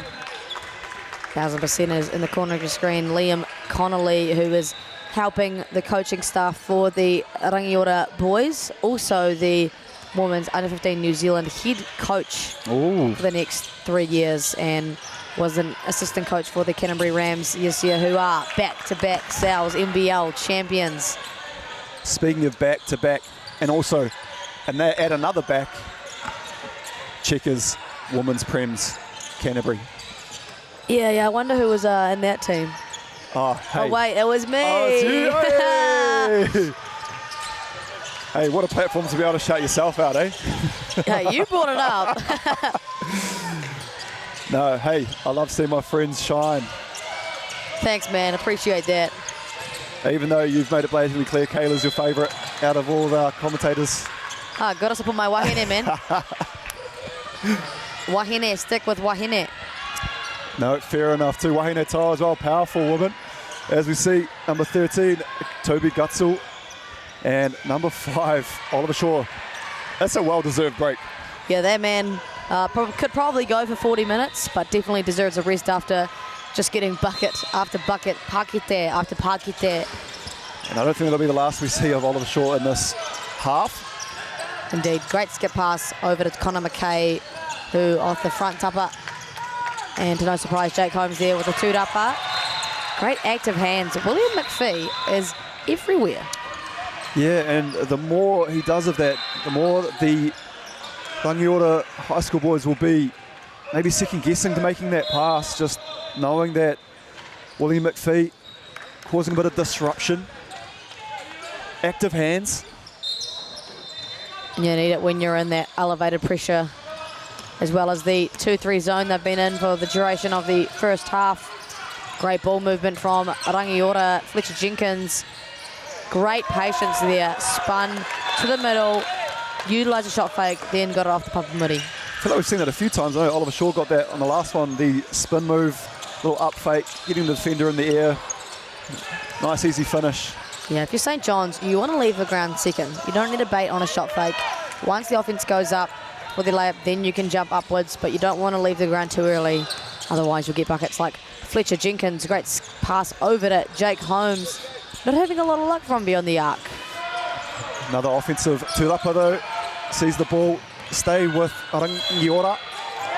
And one. Gutzel with the gutsy move there. Not afraid to mix it up down there with the tall timber of St. John's. Rewarded. With that, Rangiora will take the lead now. 4 minutes to go in this first half. We'll see that. Just ducks his head under. Hands come down from Kai Reid. And a chance for a 3-point play. Can't finish the N1 opportunity. And there'll be a rebounding foul against Oscar Tate. As we see the GOAT under the hoop behind our referee, Roshi's portfolio. Roshi is, well and truly the GOAT of these BBNZ events. Super talented and making some awesome content and great pictures for these rangatahi. So head over to the BBNZ Instagram or Roshi's portfolio to see all of the pictures from day 1 and 2 as the Rangiora bench erupts. St. John's in a timeout. 36 33, 4 minutes to go. Bit of a change of tune here. St. John's had the lead and the momentum and have lost it now. What do you think the corridor is here from Brandon Weir? I tell you what, we're seeing a real arm wrestle here between these two squads. I think if you're Brandy, just trying to maybe just stop. I'm seeing a few fast breaks here from Rangiora. They're on the offensive tūrapas, as we've been talking about too. Boxing out is going to be key. Hopefully that's what we talked about earlier, being communicated prior to half-time. But hey, it is still a 3-point game. When you look down the edge, I know that you are very affiliated with the Southern Prowess. I'm not affiliated with them, just a bit more familiar. Yeah, familiar is probably the better term for it. What do you think Coach Michael Barrett is saying down there? I think just like keep doing what you're doing in terms of offense. They've moved the ball well, gotten high quality shots, obviously getting to the Kuru-Tautuku line, but defensively, something a little bit too easy for St. John's. They're getting high post catches through that zone and then getting easy looks at the tapa. You don't want to allow those middle catches that then expose the weaknesses of the zone. If you can take those away, I think they'll have a better day offensively. And if you can force them to try their luck from Kuru Whiwhitoru, then you'd rather that than live with easier Kuru Whakaus under the tapa.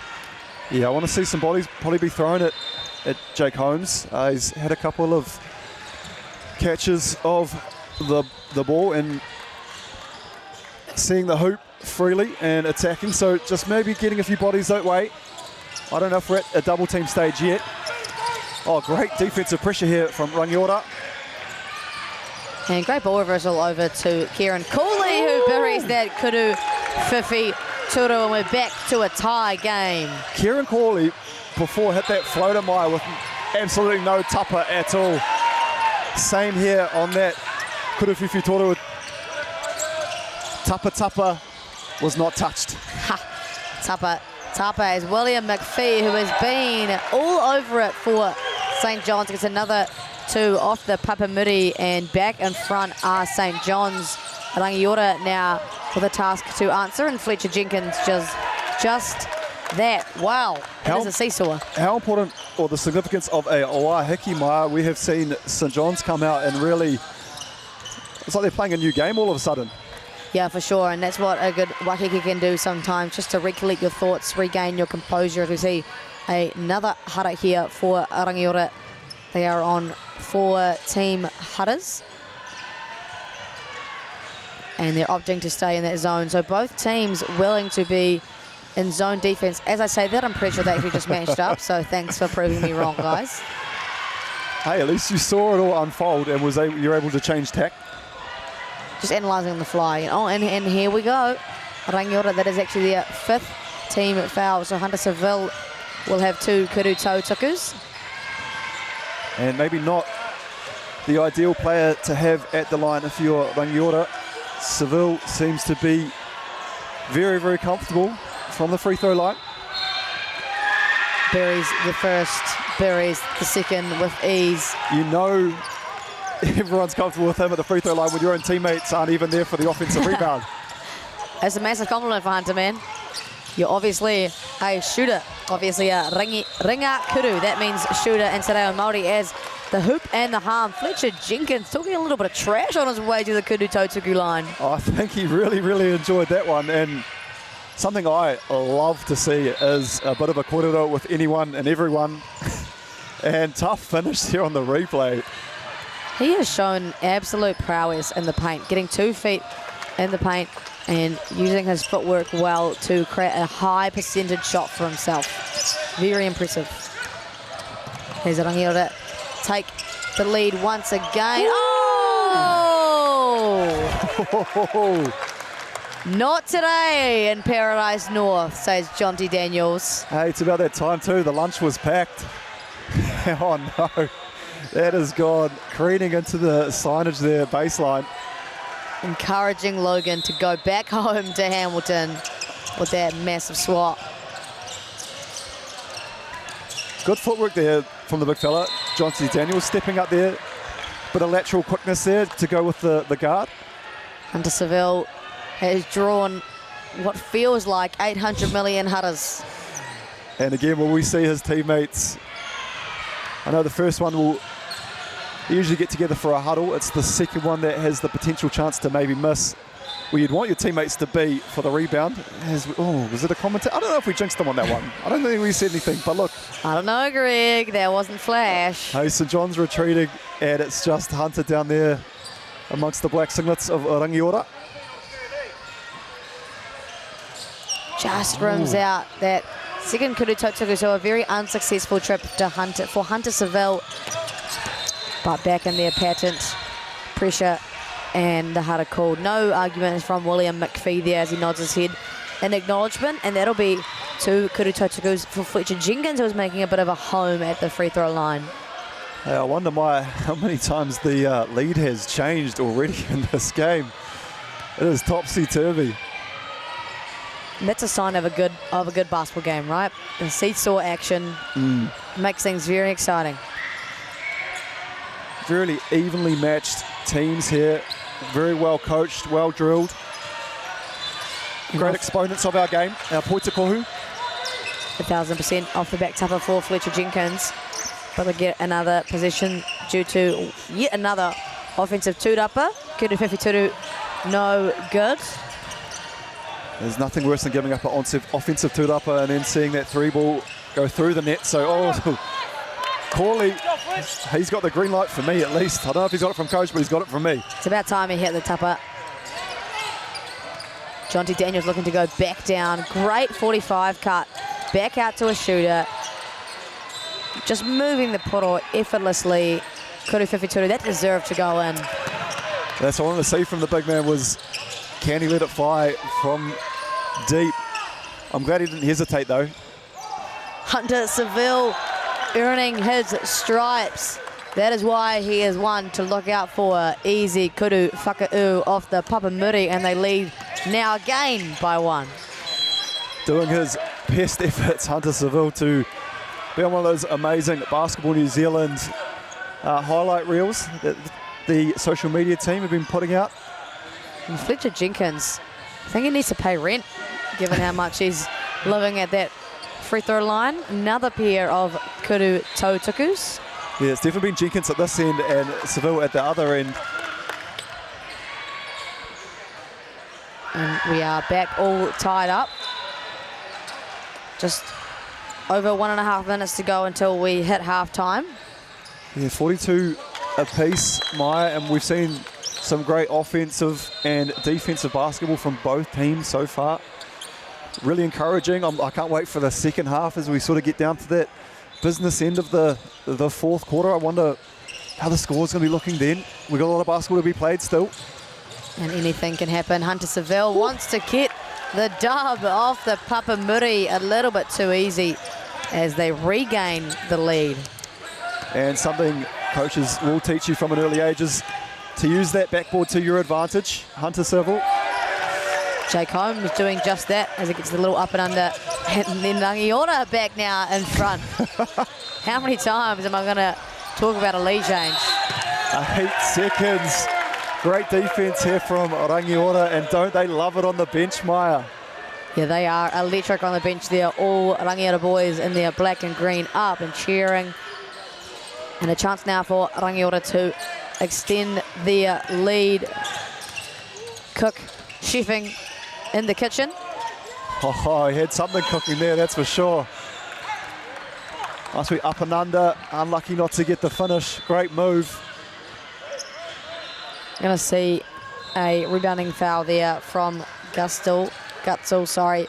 It's the worst thing though, isn't it, Maya? You're going 94 feet down the other end of the court, giving up a couple of opportunities, and Corley's been looking dangerous so far. We're going to be very much behind on this court if we continue to foul the way we are. Already we're behind from our first round. If these guys continue to commit hudders the way they are, we're going to be here a while. Hey, I know we've got places to go, people to see, but I don't mind sticking around for this one, Maya. Happy to be here with you. Yeah, this is a ball game and a half, and we're all tied up again. Oscar Tate using his patience, enjoying that huddle. Lots of fouling going on here, Greg. Yeah, Arama Tarangi there, maybe guilty of getting a bit of hand-to-arm contact there, which will send Oscar Tate to the line, and the KD Aunt Pearls. Nice form. Like the shoot game. Yep. What's your shoe game of choice there, Greg? The Kayla Marurarangi did ask me that same question yesterday. I'm a huge fan of the Kobe Sixes, in particular the Grinches. You got some Grinches yourself? I can't find them in my size, which is dangerous. Do you have trouble? I do. The other opposite way. Yeah, my that's feet what are I so thought, small. yeah. What size are your feet? So I'm a 14, but in Kobe's I'm a 16, which is, I don't know how that works. That makes no sense. No sense whatsoever. I remember one time playing for the Harbour Heat, I wanted matching shoes, so I got Kevin Durant shoes, and I got size 17s, and they were too big for me, but they matched my uniform. I put 2 pairs of shoes on. They were bright orange, so they were like clown shoes, and I tell you what, I was clowned by not only my teammates, but probably the majority of the North Shore of Auckland. I'll tell you who's not a clown is Jake Holmes getting the steal after getting blocked. And they lead by 4. Last dying chances for St. John's. Will have to force one up. Not a bad little effort there. But Rangiora will have the lead 49-45. We're going to take a quick break and we'll be back for the second half of action here in Paradise North.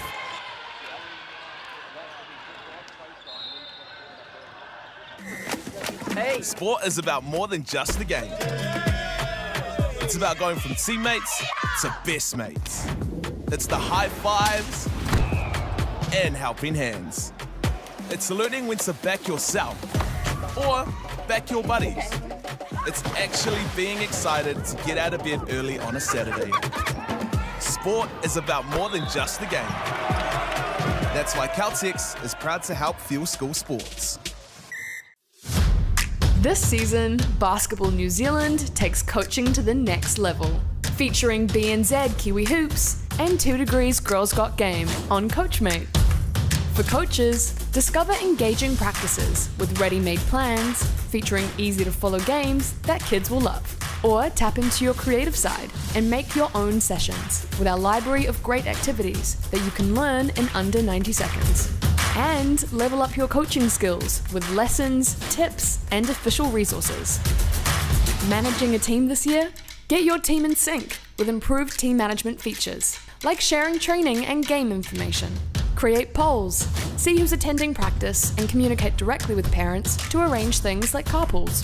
Or just share the fun with photo uploads and team chat. Saying yes to coaching has never been easier. Download the free app now and support the next wave of basketball lovers to have their best season yet with Basketball New Zealand on Coachmate.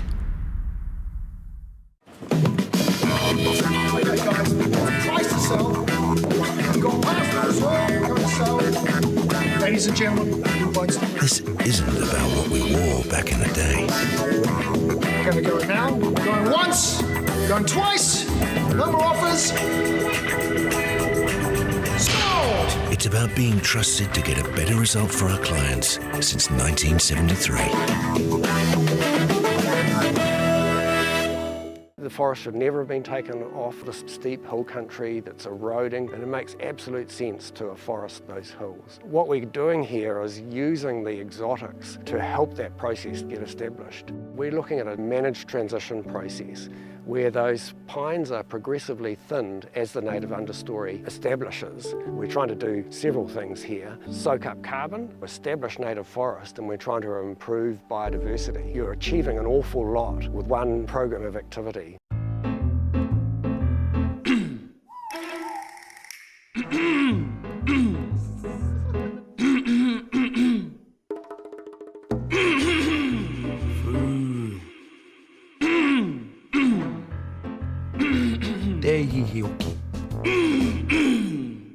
Mana kore ana tōre wha. Ei, pauri atu.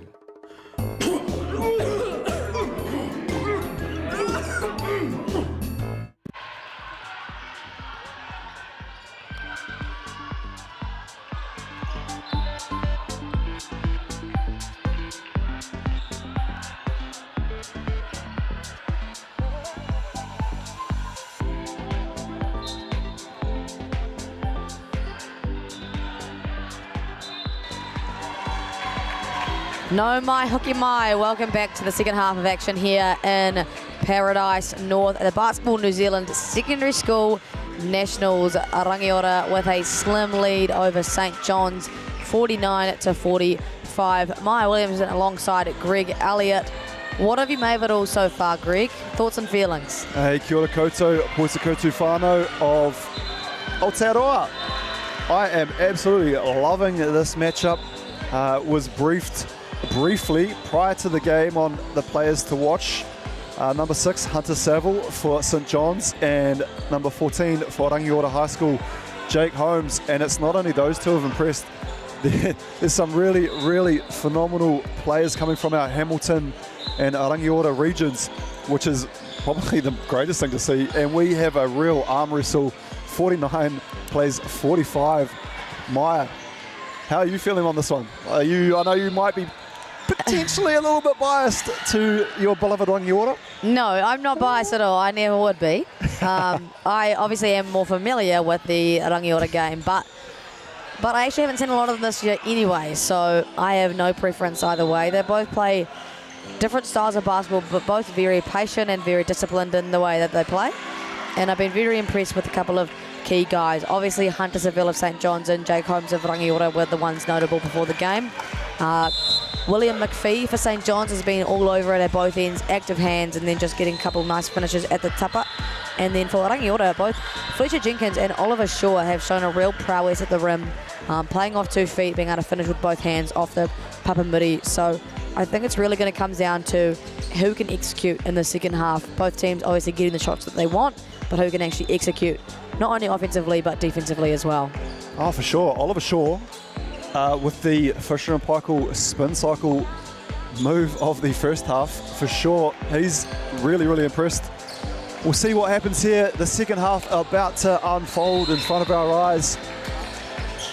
If you haven't made the cup of tea, you won't have a chance now. Let's all go for the second half. A little flare screen for Hunter Saville, just off, but offensive two-up. Arama Terangi throws his head back in frustration as he misses that one, but we'll have 2 kuru tautakus. Yeah, really hoping to see Arama Terangi put the pedal to the metal here in this second half. Very, very capable of taking that ball to the rim, and as you said, he looked a bit disappointed to not get the finish, setting high standards, as you said, that infamous surname. Have heard that once or twice in the Aotearoa basketball scene, as he buries that second kuru tautaku back within 3. It's going to be a seesaw as Oliver Shaw finds Oscar Tate, finds the papamuri, and finds himself on 51. I'm just about to show Kai Reid some love there for getting disruptive, but turned into a pakete either way. We are showing 49 apiece. I do feel like 51 for Rangiora. Is that right? I feel like I didn't see the 2 points added for Rangiora. Could be wrong. I would hate to question. I think maybe the assistant and the manager there of Rangiora may have questioned that too. Locking down the bench as we stay locked at, oh, there we go. There's the 51-49. I knew I was right. See, I tell you what, Maya Williamson, eyes on everything. Doesn't miss a beat, this one. You can't get past me, as we can just see. No catch allowed for Hunter Saville there. Inbound into the front court to Kai Reid. Back to Hunter Saville, looking to play with Jake Holmes, but good defense. Oh, Tarangi, sorry, putting the ball on the floor. Bit of a handling error there. And the ball goes to Rangiora. And Maya Williamson again. Why are you so red? Sorry, I just got a lot of love there from Kat Willis. She is a Palmerston North bloody legend of this game. As we see a replay here of Fletcher. No, that is Jake Holmes taking it to the cup. Foul. See a baseline. See what Rangiora have got drawn up here. Good look. Yep, off the tapa for Fletcher Jenkins. And once again, the cleanup crew of Rangiora High School, they deserve some celery for the janitor work they're doing at the moment. Oh, I tell you what, they're doing a stellar job there on the offensive tarapa. And I hope that Coach Brandon Wirt has made the boys know that, hey, we need to box out, get these black singlets off the glass. Fletcher Jenkins into bodies, active hands, skip pass. Oliver Shaw will let one go. Yes, thank you very much. Kuru Fifi Toru. Hawake! Let's go! And 56-49, momentum in the way of Rangiora. St. John searching for a bucket, and they find it by way of Kieran Cooley. Again, Kieran Cooley, he is in the thick of it. He's hit one from distance, he's had a nice floater, and he's now had another highlight. Bit of English off the backboard, great bucket. Oliver Shaw drawing a hara down the other end. Speaking of paketes, this man is a walking bucket. Trading paketes here. Mine free throw opportunities. As he gets the first one off the tapa. And rattles in the second. 58-51, slight bit of separation here. However, St. John's ball in hand. Chance, opportunity here to close that gap. Oh no, we see none other than Fletcher Jenkins. Throw one up. Oh! Raise the roof, thank you. Jake Holmes, a thunderous throwdown. We get to see a replay of that too. Jenkins sets the table. And Holmes gets to feast the recipient. Nice dime there from Jenkins too. Put it right in Holmes' wheelhouse. He is just poker face after throwing one down, and a Kuru Fifi Turu from Dom Pierce, who has only just stepped on the floor. Clutch plays. I know that obviously Holmes' was the highlight reel, but I tell you what, my maths isn't phenomenal, Maya, but 3 is more than 2. So that's a good answer there from St. John's. It's a really smart observation from you there, Greg. Thank you. 3 is more than 2. Well done. John McGlashan maths from Otipoti. Otipoti putting it on. Yeah. Great patience. Oliver Shaw, super smart play. Didn't take the first option. Used his footwork, used a shot fake, and got St. John's up in the air. A common problem for them, biting on shot fakes. Yeah, you're right. It's one of those ones where you've got to be patient and you've got to have that self-discipline. Everyone wants to get that highlight swat. You know, it's something as a defender, as someone who used to be a prolific defender himself. Used to be. In his youth. Back in the day. Yeah, you just stay stationary, wall up, keep your hands up, and it's obvious, like more often not, that particular patch of defense is going to cause more problems than a potential block chop.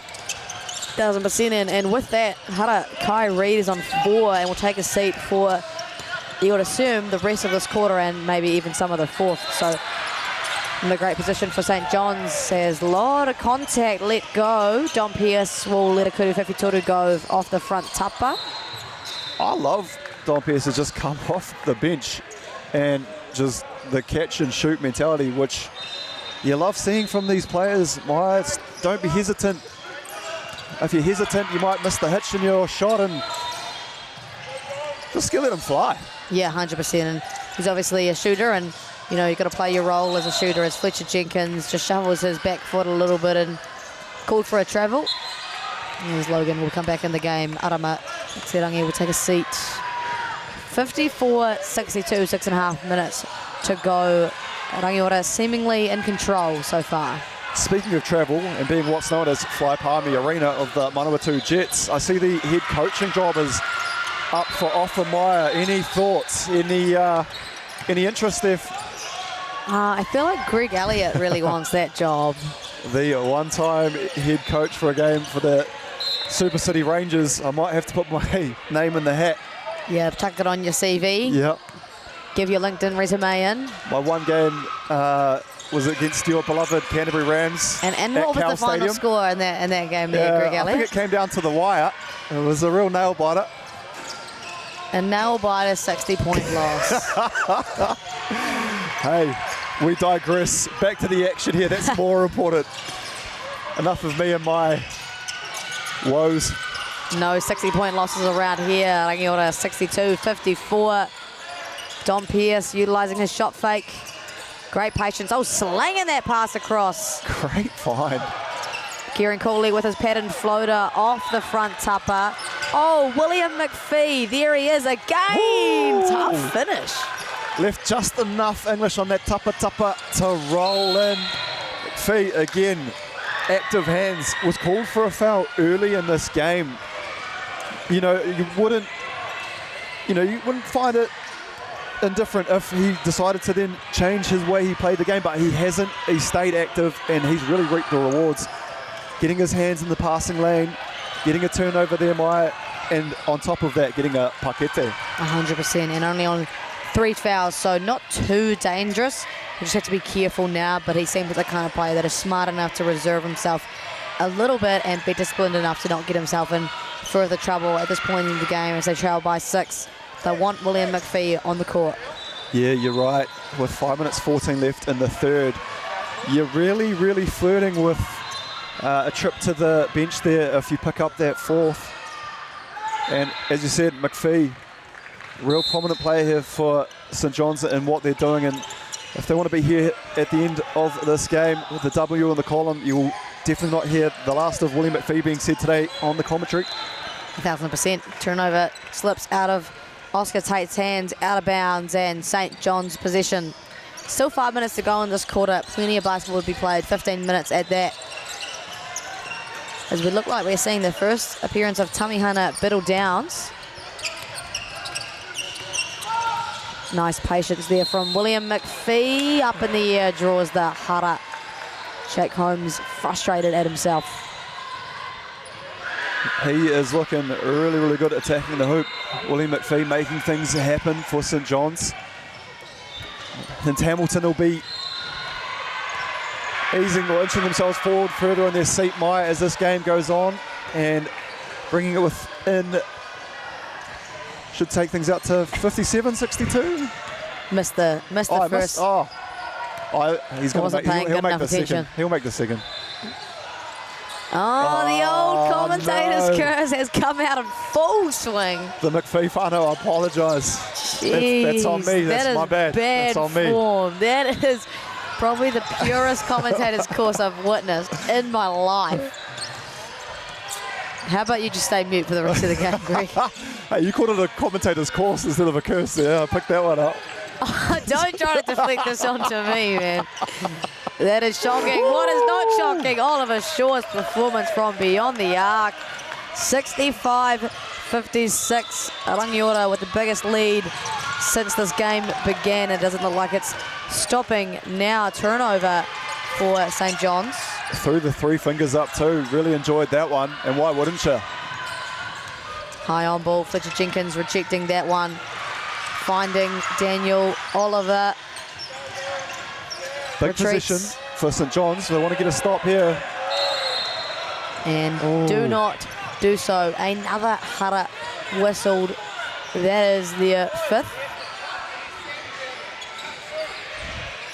And Oliver Shaw will go to the free throw line. Just at that point of the game where sitting at a 9-point deficit, this can now stretch out to 11, but a stop there, keeping it in single digits. That's where St John's would want to be. However, we now see 10 points and a chance to extend for none other than Oliver Shaw. And the first double-digit lead for Rangiora as he buries those both clutch free throw shooting for Oliver Shaw. And then active in the backcourt, those long arms. So active for Jake Holmes. They're longer than you think. I tell you what, I feel there for Dom Pearce, just a basketball play from Jake Holmes, but just going into the side of the leg, seeing a bit of a bend. You saw Dom Pearce not up quickly after that one. However, back to his feet now, which is great to see. Do not want to see any injuries. Oh, we've got a turnover. Rangiora dialing up that defensive pressure, Maya. Yeah, St. John's have shown a little bit of a struggle these last few minutes with dealing with the Rangiora pressure. They are very active with their hands. Got some boys with deceptively long arms that are very smart about how they use that length. Here's Oliver Shaw. Brings the ball up for this first position. Uses the high on ball. Downhill, great flick pass over to Daniel. Hit a weenie. Can't convert the highlight play. Wanted to go. Daniel hit a 3-knee on that one, but... Damn, you can keep that in the bag, though. No, I'll save that one. As none other than Kieran Crawley mixing it up in the till timber there. Not afraid to get amongst. Love to see it. 58-67, 3 minutes to play. Back within single digits for St. John's. Great patience for Fletcher Jenkins. Turnaround. And St. John's will be happy with that defensive position. As the big fella there, Logan Soul. Maybe the heart and soul of this St. John's team, Maya. Nice. Nice. You looked at me like you needed some approval on that one. Good job. Just a wee pat on the back. You know, to get the Maya Williamson seal of approval. You've done well. I'll let that one slide. Jake Holmes. Kuru Fifi Toru throws his arms up in the air. I think he shot that one from court 5. Felt like a bit of, Caitlin Clark-esque on that one. 12-point lead. Rangiora comfortable and dominant in this third quarter. How good is it to use a wahine? We've seen offensive foul called there. But just to be able to use a well-known comparison by using the Caitlin Clark, showing how far wahine toa basketball is coming along. Oh yeah, Caitlin Clark has completely taken over the world with her ability to play basketball and really putting wahine basketball on the map, inspiring young wahine at the same time. Just interestingly, with that moving screen call there as Jake Holmes lets another Kuru Whewhitoru go, that is William McPhee's 4th foul. So he will be out of the ball game for probably just a little bit into the 4th quarter. That'll hurt St. John's given that they are down 12 at the moment, needing to put their best foot forward. Yeah, I don't know if Brandon Ware goes to Sky City at all, but at some point he's going to have to roll the dice, Maya, with William McPhee returning to action. And it's always a risk to take there. What time do you put your player in, especially in a situation like this? You don't have the lead, but you need the lead, as a Hara is called. And that's making good inroads at Progress, as they will not go to the line just yet. Yeah, hopefully for St. John's, the players that are out there at the moment can get things done, make sure it stays within reach. As we see Saville, good substitution there coming in. He really was prolific in that first half. Aggressive for St. John's. And yeah, indeed, as Don Pierce, it's a Kuru Whewhitoru go. Oh, nice tip off the two-dupper there from Jameson Goldsmith to Logan to get back within 10. Right. But Hunter Saville, definitely a guy you want on the court right now, especially in the absence of Willem. So, my right place, right time for Sol. Damn, you just don't want me to talk? Well, it was. Hey, look, you're just standing there. You've got your hands up. Hey, you're the beneficiary. Bang, easy layup, and 10-point game. Could turn into a 12-point game as Oliver Shaw at the Kuru Tautuku line. Hara's being a real issue for St. John's today. Good on the first. As Holmes comes back in. Or maybe just a little water break there. So the water bottle will take flight from the bench.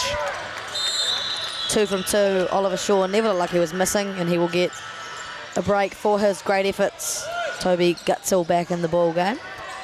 Yeah, it'd be good there for Coach Barrett to Shaw, minute 30 on the clock. Just a wee break before our 3-quarter break as well. Just a elongated pause. I like that word. Jake Holmes liking the Don Pierce matchup. Gets to the rim. Hara whistled. Frustration from St. John's, but I definitely agree with Mihi Patia on that call. Jake Holmes, the Gazelle, moving swiftly and aptly up court. Love to see him handling the ball. Got the D books on as well. Real nice kicks. Not sure if you can see so much from where you are, as we have our wonderful cameraman zooming in to get a better look at those D book kicks. I don't know if you've seen it as well, Maya. They match the Kayla Maru Irarangi nails. Ah, yeah, hey. That must be why Jake Holmes is wearing them.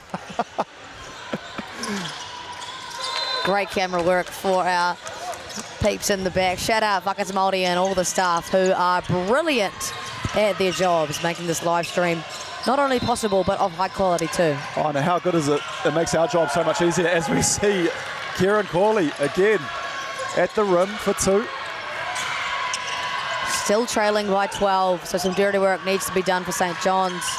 And it all starts here on the defensive end. A lot of movement here for Rangiora, as stopping on a dime is Jake Holmes. Oh, and if you're St. John's, you want to make inroads, you can't give up offensive two-duppers. Yeah, you'd be pulling your hair out there if you're Brandon Wirt. That's those offensive two-duppers really starting to work against St. John's. Nice move there from Dom Pearce. However, it's Rangiora on the break. One last position within this third quarter. Patience from Oscar Tate finds a little cook. Oh, jelly, no good. Dom Pearce short on his last minute. Hey, is it going to bounce in? Oh, no good. And that'll do it for the third quarter. Rangiora with a convincing 76-62 lead. Greg, your thoughts, feelings so far? We're really just seeing Rangiora. The mahi that has been done on the glass is just phenomenal. Just second chance, third chance opportunities.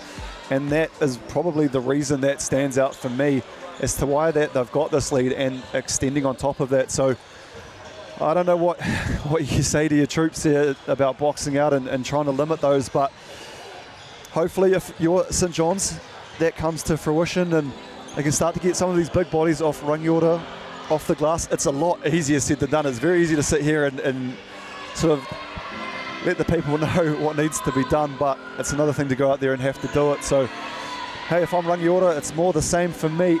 Get it into the hands of players such as Jake Holmes, the Oliver Shaws, Fletcher Jenkins. These guys are doing a heck of a job. So, more of the same, I guess, if I'm Rangiora. Yeah, 100%. I don't think there's anything they really need to adjust to. Obviously, they've got to expect energy coming out of the timeout for St. John's and a real desire to get back in this ball game. It's definitely doable. I've seen stranger things myself, but you've got to do some serious dirty work, and probably without the presence of William McPhee for a few minutes too. And for them, you know, that zone defense, is it working? You know, do you want to try something else? Because zone defense does give up offensive two-duppers because you don't have one specific person to box out. So is there adjustment that needs to be made, or they need to do a better job at just doing the little things? It's going to be interesting to see what the corridor is here. What a treat getting to delve into the mind of the Maya Williamson. Oh, don't do that. Getting the intellectual side of the Poitakohu.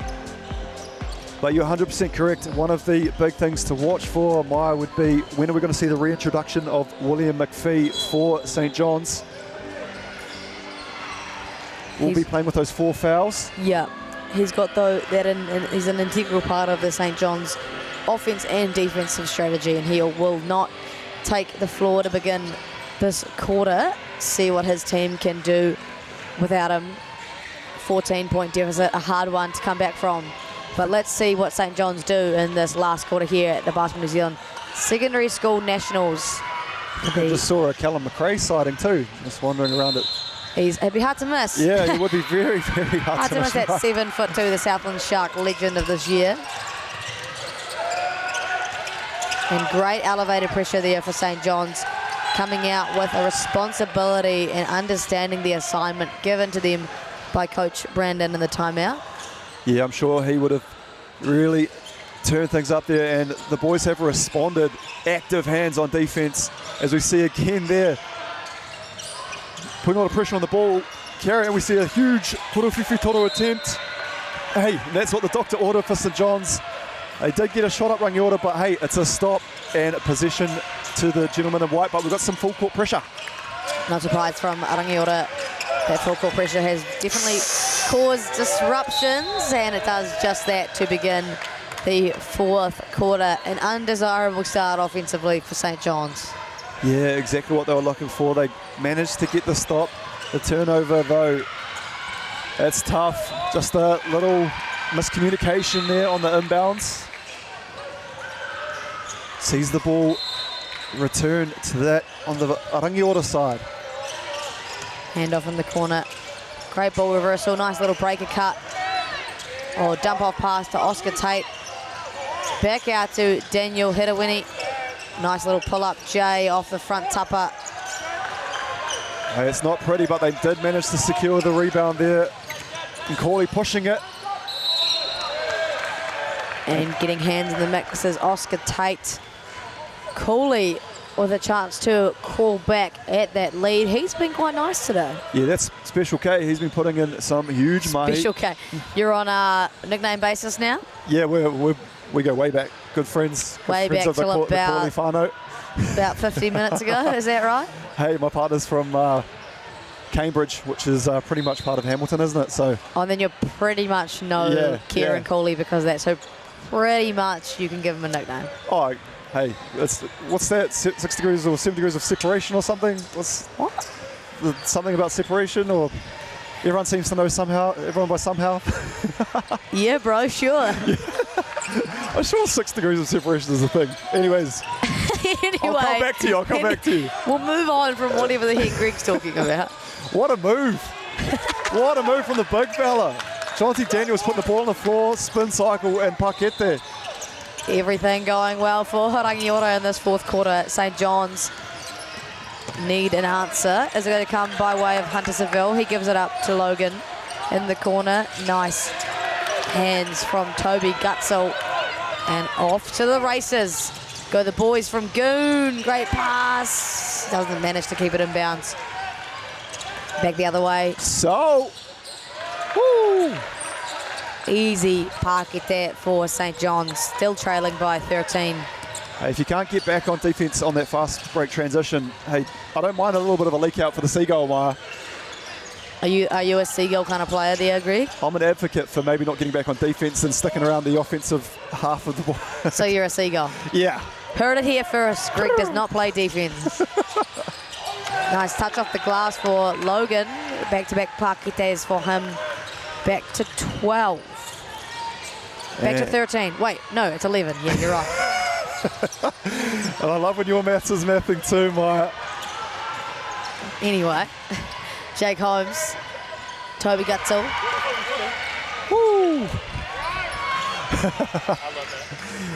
Oh, we might have to hand the microphones over to the Rangiora boys beside us, looking to sub into the game. Oh, very far off on that Kuru Whiwhi Toru. Yes, Richard Jenkins just came and sat next to me and said, Kuru Whiwhi Toru. I think he wants to get on the mic. Too good of a basketball player to get on the mic, though. Hey, I tell you what, it shows that the people are listening. And what we love to see, especially with whakata Māori, the people are listening and they're picking up what we're putting down. Love to see it. Love it to see it. Get some Māori kupu in your vocabulary. Who doesn't want to say Kuru Whiwhi Toru?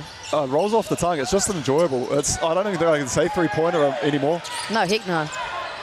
I found myself when I do other commentary work outside of this, I still want to say Kuru Whiwhi Toru. Yeah, it is definitely not just because of whakata Māori, is it? It's becomes part of your vocabulary very, very easily. 1,000%. Ball tipped out of bounds. So a pretty good defensive start here for St. John's, trailing by 11. So actually not a bad position for them to be in, considering no William McPhee on the court. No, he is. William McPhee is out there. You can see the number 8 singlet, the blue mouth guard. Must have just come in. That's right, Maya. I had my carrots last night, so No, you didn't. Don't lie. The bangers smash. Here we go. Oh, Tamihana. And Biddle throws that downs there. Great play from the young fella. Suddenly it is a single-digit game. Fletcher Jenkins, nice little 2-foot stop, back out to 11. And just as they sort of eat into the lead, Rangiora seems to have an answer, Maya. Good hands, all in the cookie jar. Oliver Shaw will come up with it. Bit of a messy little sequence there, but get the ball over halfway. We're looking to get the big fella, Jonty Daniels, involved here. A little high pick and roll. And a moving screen against Jonty Daniels. When I meant get involved, I didn't mean get too involved. Sorry, Maya. They have a quick corridor about that one. Let's have another look at that. As, yeah, Jonty Daniels just shuffling his feet as he sets that screen. A real intention for our Team Grey this tournament to be looking at those illegal screens. I've seen a few be called already, as the Kuri Whiwhitoru is no good. And again, Daniel's bringing the ball up for Rangiora, something I've really admired. Ooh. Oh, William McPhee whistled for the hara. He felt like he got all poro. We'll see a replay here, Maya. Let's see how it goes. I don't even want to doubt the GJ Gardner team in grey, but how big of that is going to be for a call, though, as we see William McPhee exit the game. And Coach Brendan Weir having a quick corridor with him, just giving him some words of encouragement, it looks like. But that's a big loss for the St. John's team. Always hard to get up after one of your good players gets fouled out.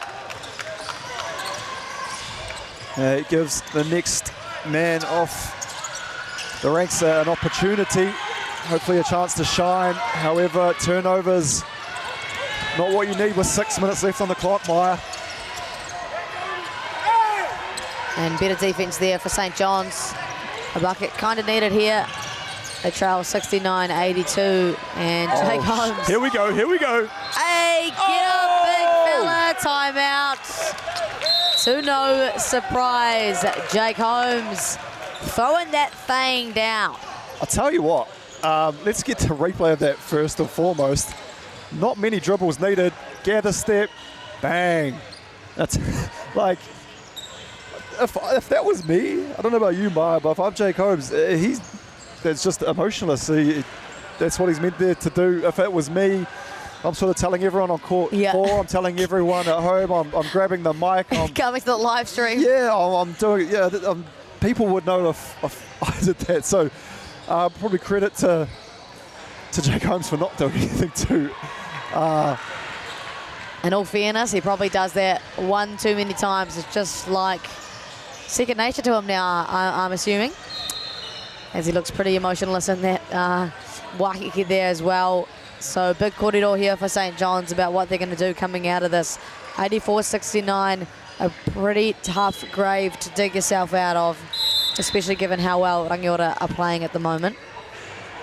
Yeah, now that we've crossed that, we're under 6 minutes, 15-point game. I tell you what, one thing St. John's really need to do, obviously they're now down William McPhee. They really need to step the ball handling up, Maya. They need to treat that thing like it's the most precious thing in the world to you for the next 5 minutes and 41 seconds. No turnovers, hopefully, for St. John's. Yep, got to look after the portal here. Hunter Seville using that little flare screen over to Dom Pearce, far off. And a great two-dupper there from Fletcher Jenkins, not the position that you want if you're St. John's. Yeah, Dom Pearce not shy. Ever since he's come into this game, catch and shoot mentality. Love to see it. Split kick extra back out to Oliver Shaw. A lot of contact, nothing called. And the poro will stay in possession of Rangiora. Although our GJ Gardner Homes officials will have a quick corridor about what they saw. Two different angles.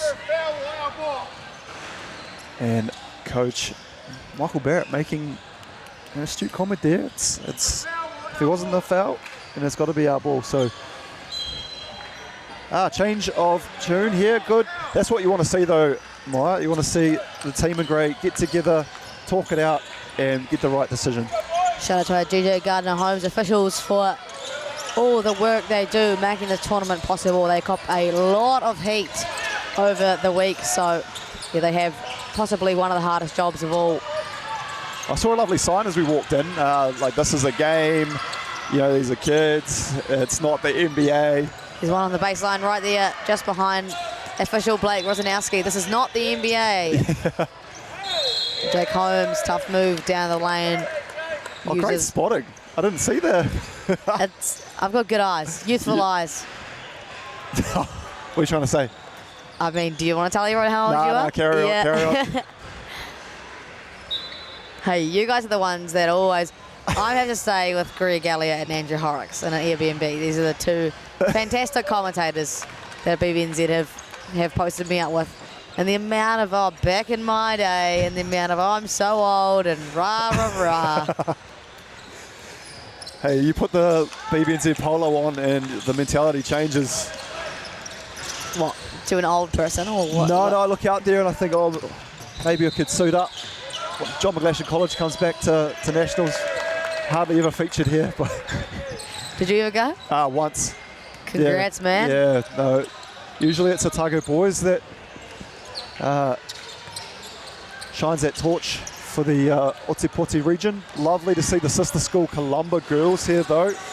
I got to catch up with them yesterday and wish them good luck for the tournament. They had a huge win over Wellington East.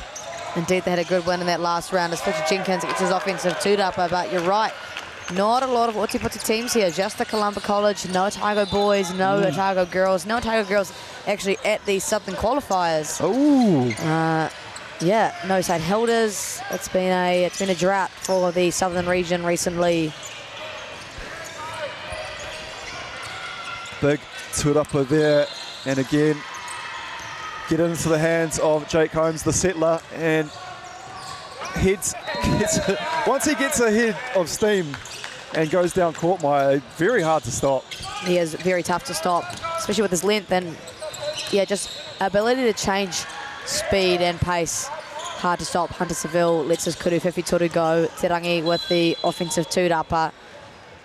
Really? Looking like Rangiora pretty comfortable at the moment. Love the work rate there from Te Rangi, setting a big screen and then crashing for the offensive two-upper, as you alluded to, Maya. That's the work rate we love to see. And coach getting a few more fresh troops in the game for St John's. If you are interested in continuing the live stream, this court will take a break, but the next round on court 3 is Manukura versus Westlake girls, the back-to-back defending champions. And court 1, Fielding High versus Hamilton boys. It's a must-win game for both of those teams on court 1. Commentated by Andrew Hawks and Miles Pearce. Oh, nothing like tuning in to listen to a good yarn from Big Miles, a big fan of yours, Maya Williamson. He certainly has a lot to say, that guy, but what a valuable guy to have in this kind of community. Commentated with him yesterday, and just so much basketball intelligence experience behind that man. I'm really looking forward to seeing the box score at the end of this one, Maya, and just seeing Shaw has been incredible. I'll tell you what, if you're looking for an MVP of the game, I know Jake Holmes has made some huge plays. But that man right there, Oliver Shaw, if the were to go to him, I wouldn't mind it. I'm not going to be angry at that. 100%. He's obviously shown an ability to get to the tupper really well. He finishes really well on both sides of the tupper there. And, he's not large in stature, which makes it, I think, doubly impressive that he can finish so well and get to the rim so well. Very athletic and quick in pace. And, these Rangiora boys look pretty comfy where they are right now. They'll be glad to get a win after a couple of narrow losses yesterday. Speaking of impressive, as you said, Oliver Shaw with the stature, getting in there, not afraid to mix it up, finish at the rim. I've also liked the opposite side of that, Jake Holmes, with the bigger build that you might expect to be down there on the low block. He's out there, he's bringing the ball up, attacking the hoop, just really athletic, big, and I think it's going to go on to bigger and better things, obviously, as he fills into that body, grows older, and hey, NBL, that'll be calling. 100%. Well, he was involved in that Canterbury Rams wider squad this year. I know he's obviously still quite young in the under 17 age group, so I believe he might be year 11 or 12. So a lot of potential in that young man and a lot of investment going into him as well, training with the Rams this year. A lot of development there, right? You're playing bigger bodies, smarter bodies, and under the intelligence of the experienced Judd Flavel. So we'll see him again next year? Yep, at least.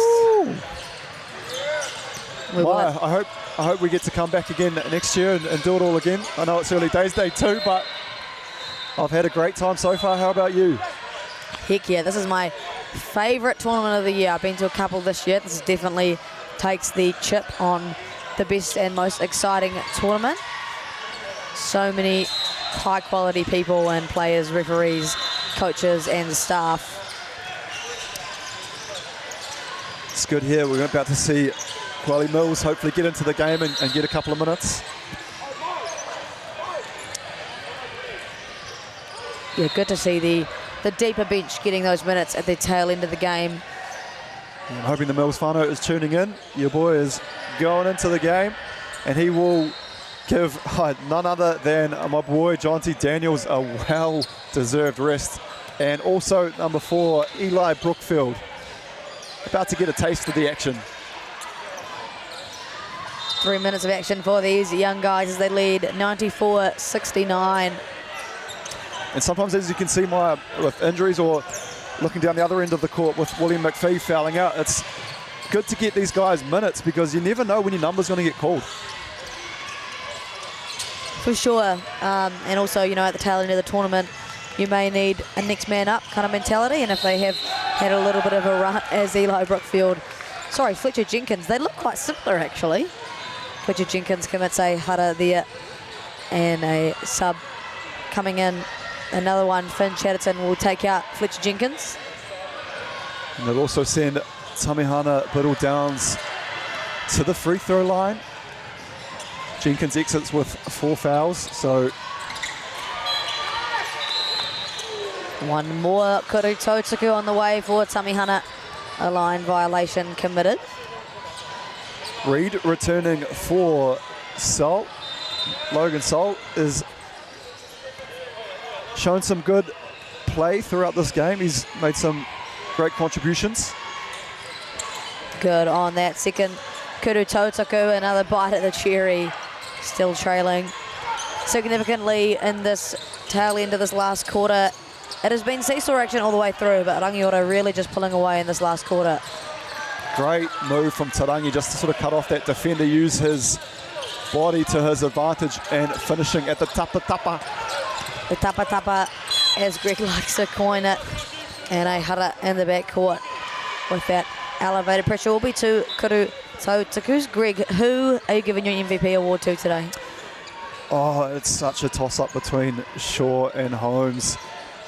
I'm going to give it to Oliver Shaw. You know, he was fantastic, ball handling, taking it to the hoop, making some really great positions and getting his teammates involved. Am I out of place for that, Maya? Would you see it go somewhere else? Are you happy with that?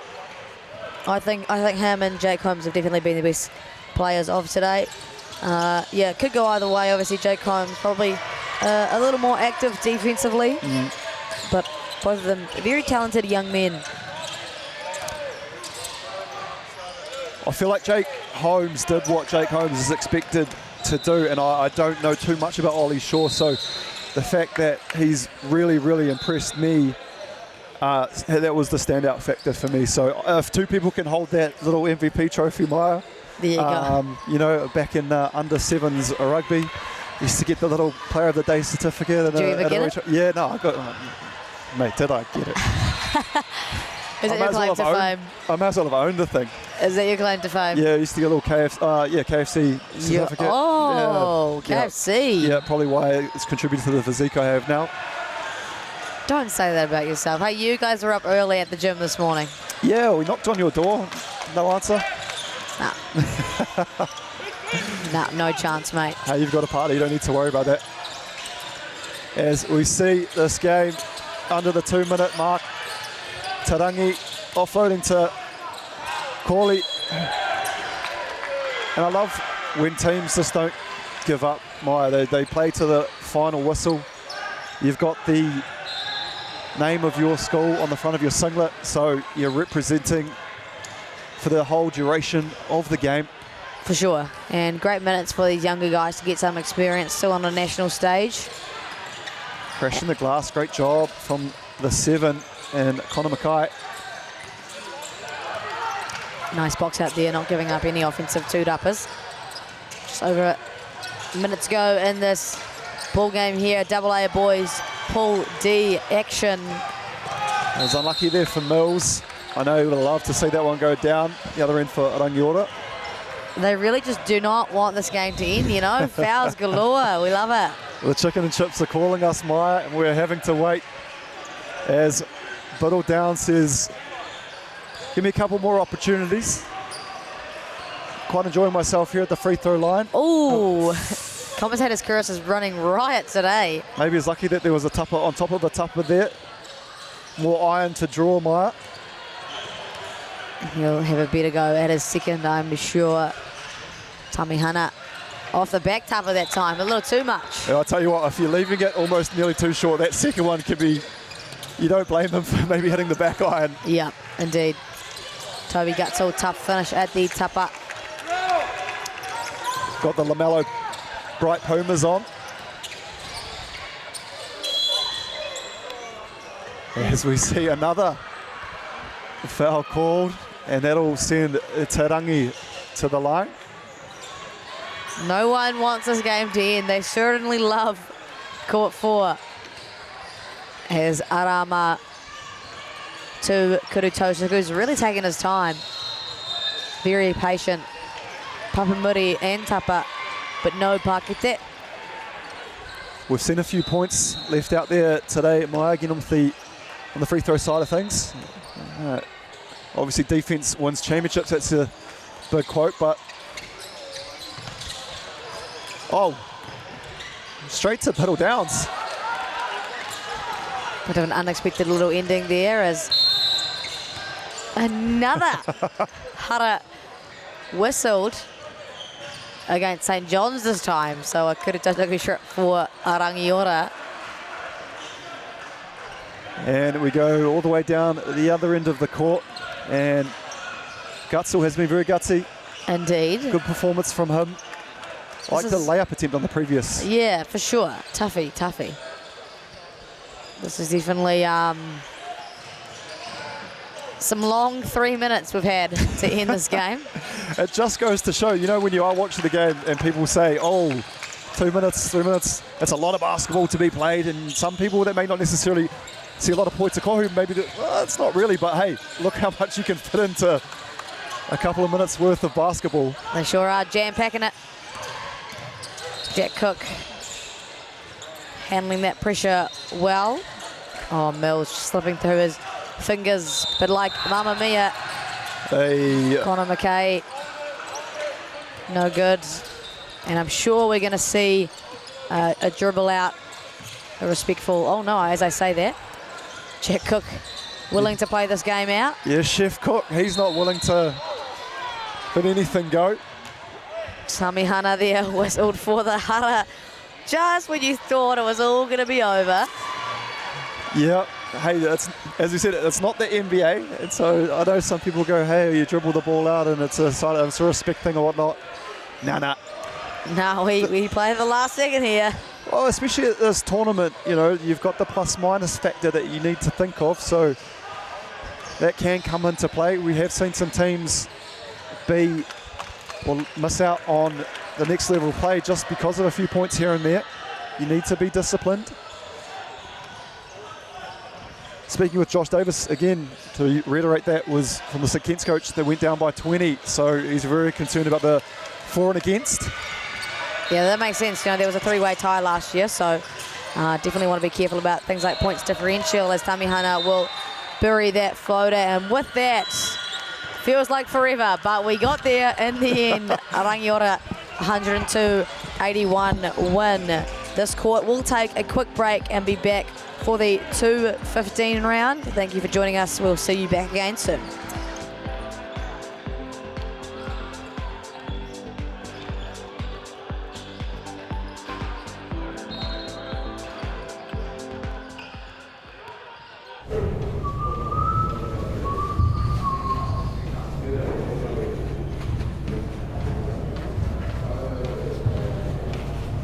A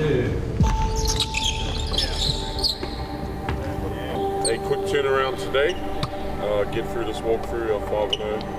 Shoot. Wow.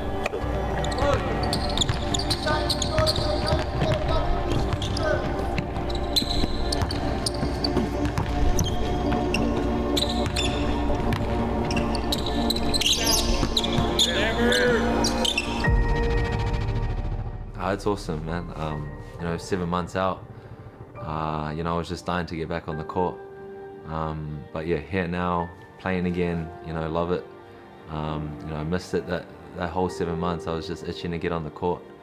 But yeah, looking to help the team get through and advance. It has been one whale of a game, a lot of fun, very competitive, but in the end, a big scoreline. USA win at 99-72 over New Zealand. Yeah, we just got to be clinical on the small things. They're definitely at the pinnacle of basketball. We've always been classed as underdogs, and we just go out there and play our hardest. And we're a small nation, but we're big at heart for sure. And we know that it's only us there. Last night felt like a away game, so I feel like every game will feel like that. And we just got to go out there and show everyone that we can run with everyone at the top.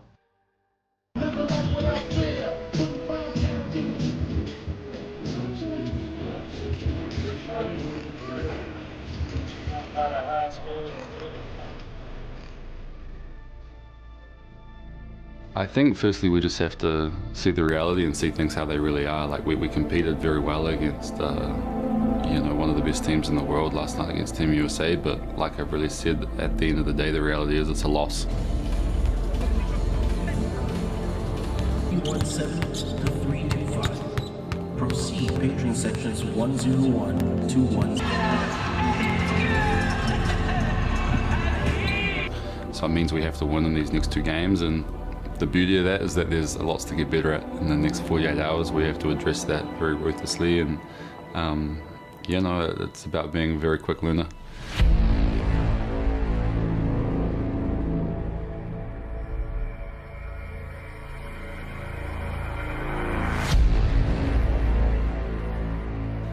The pressure side of things, it's easy when you just kind of really get consumed in the process, you know what I mean?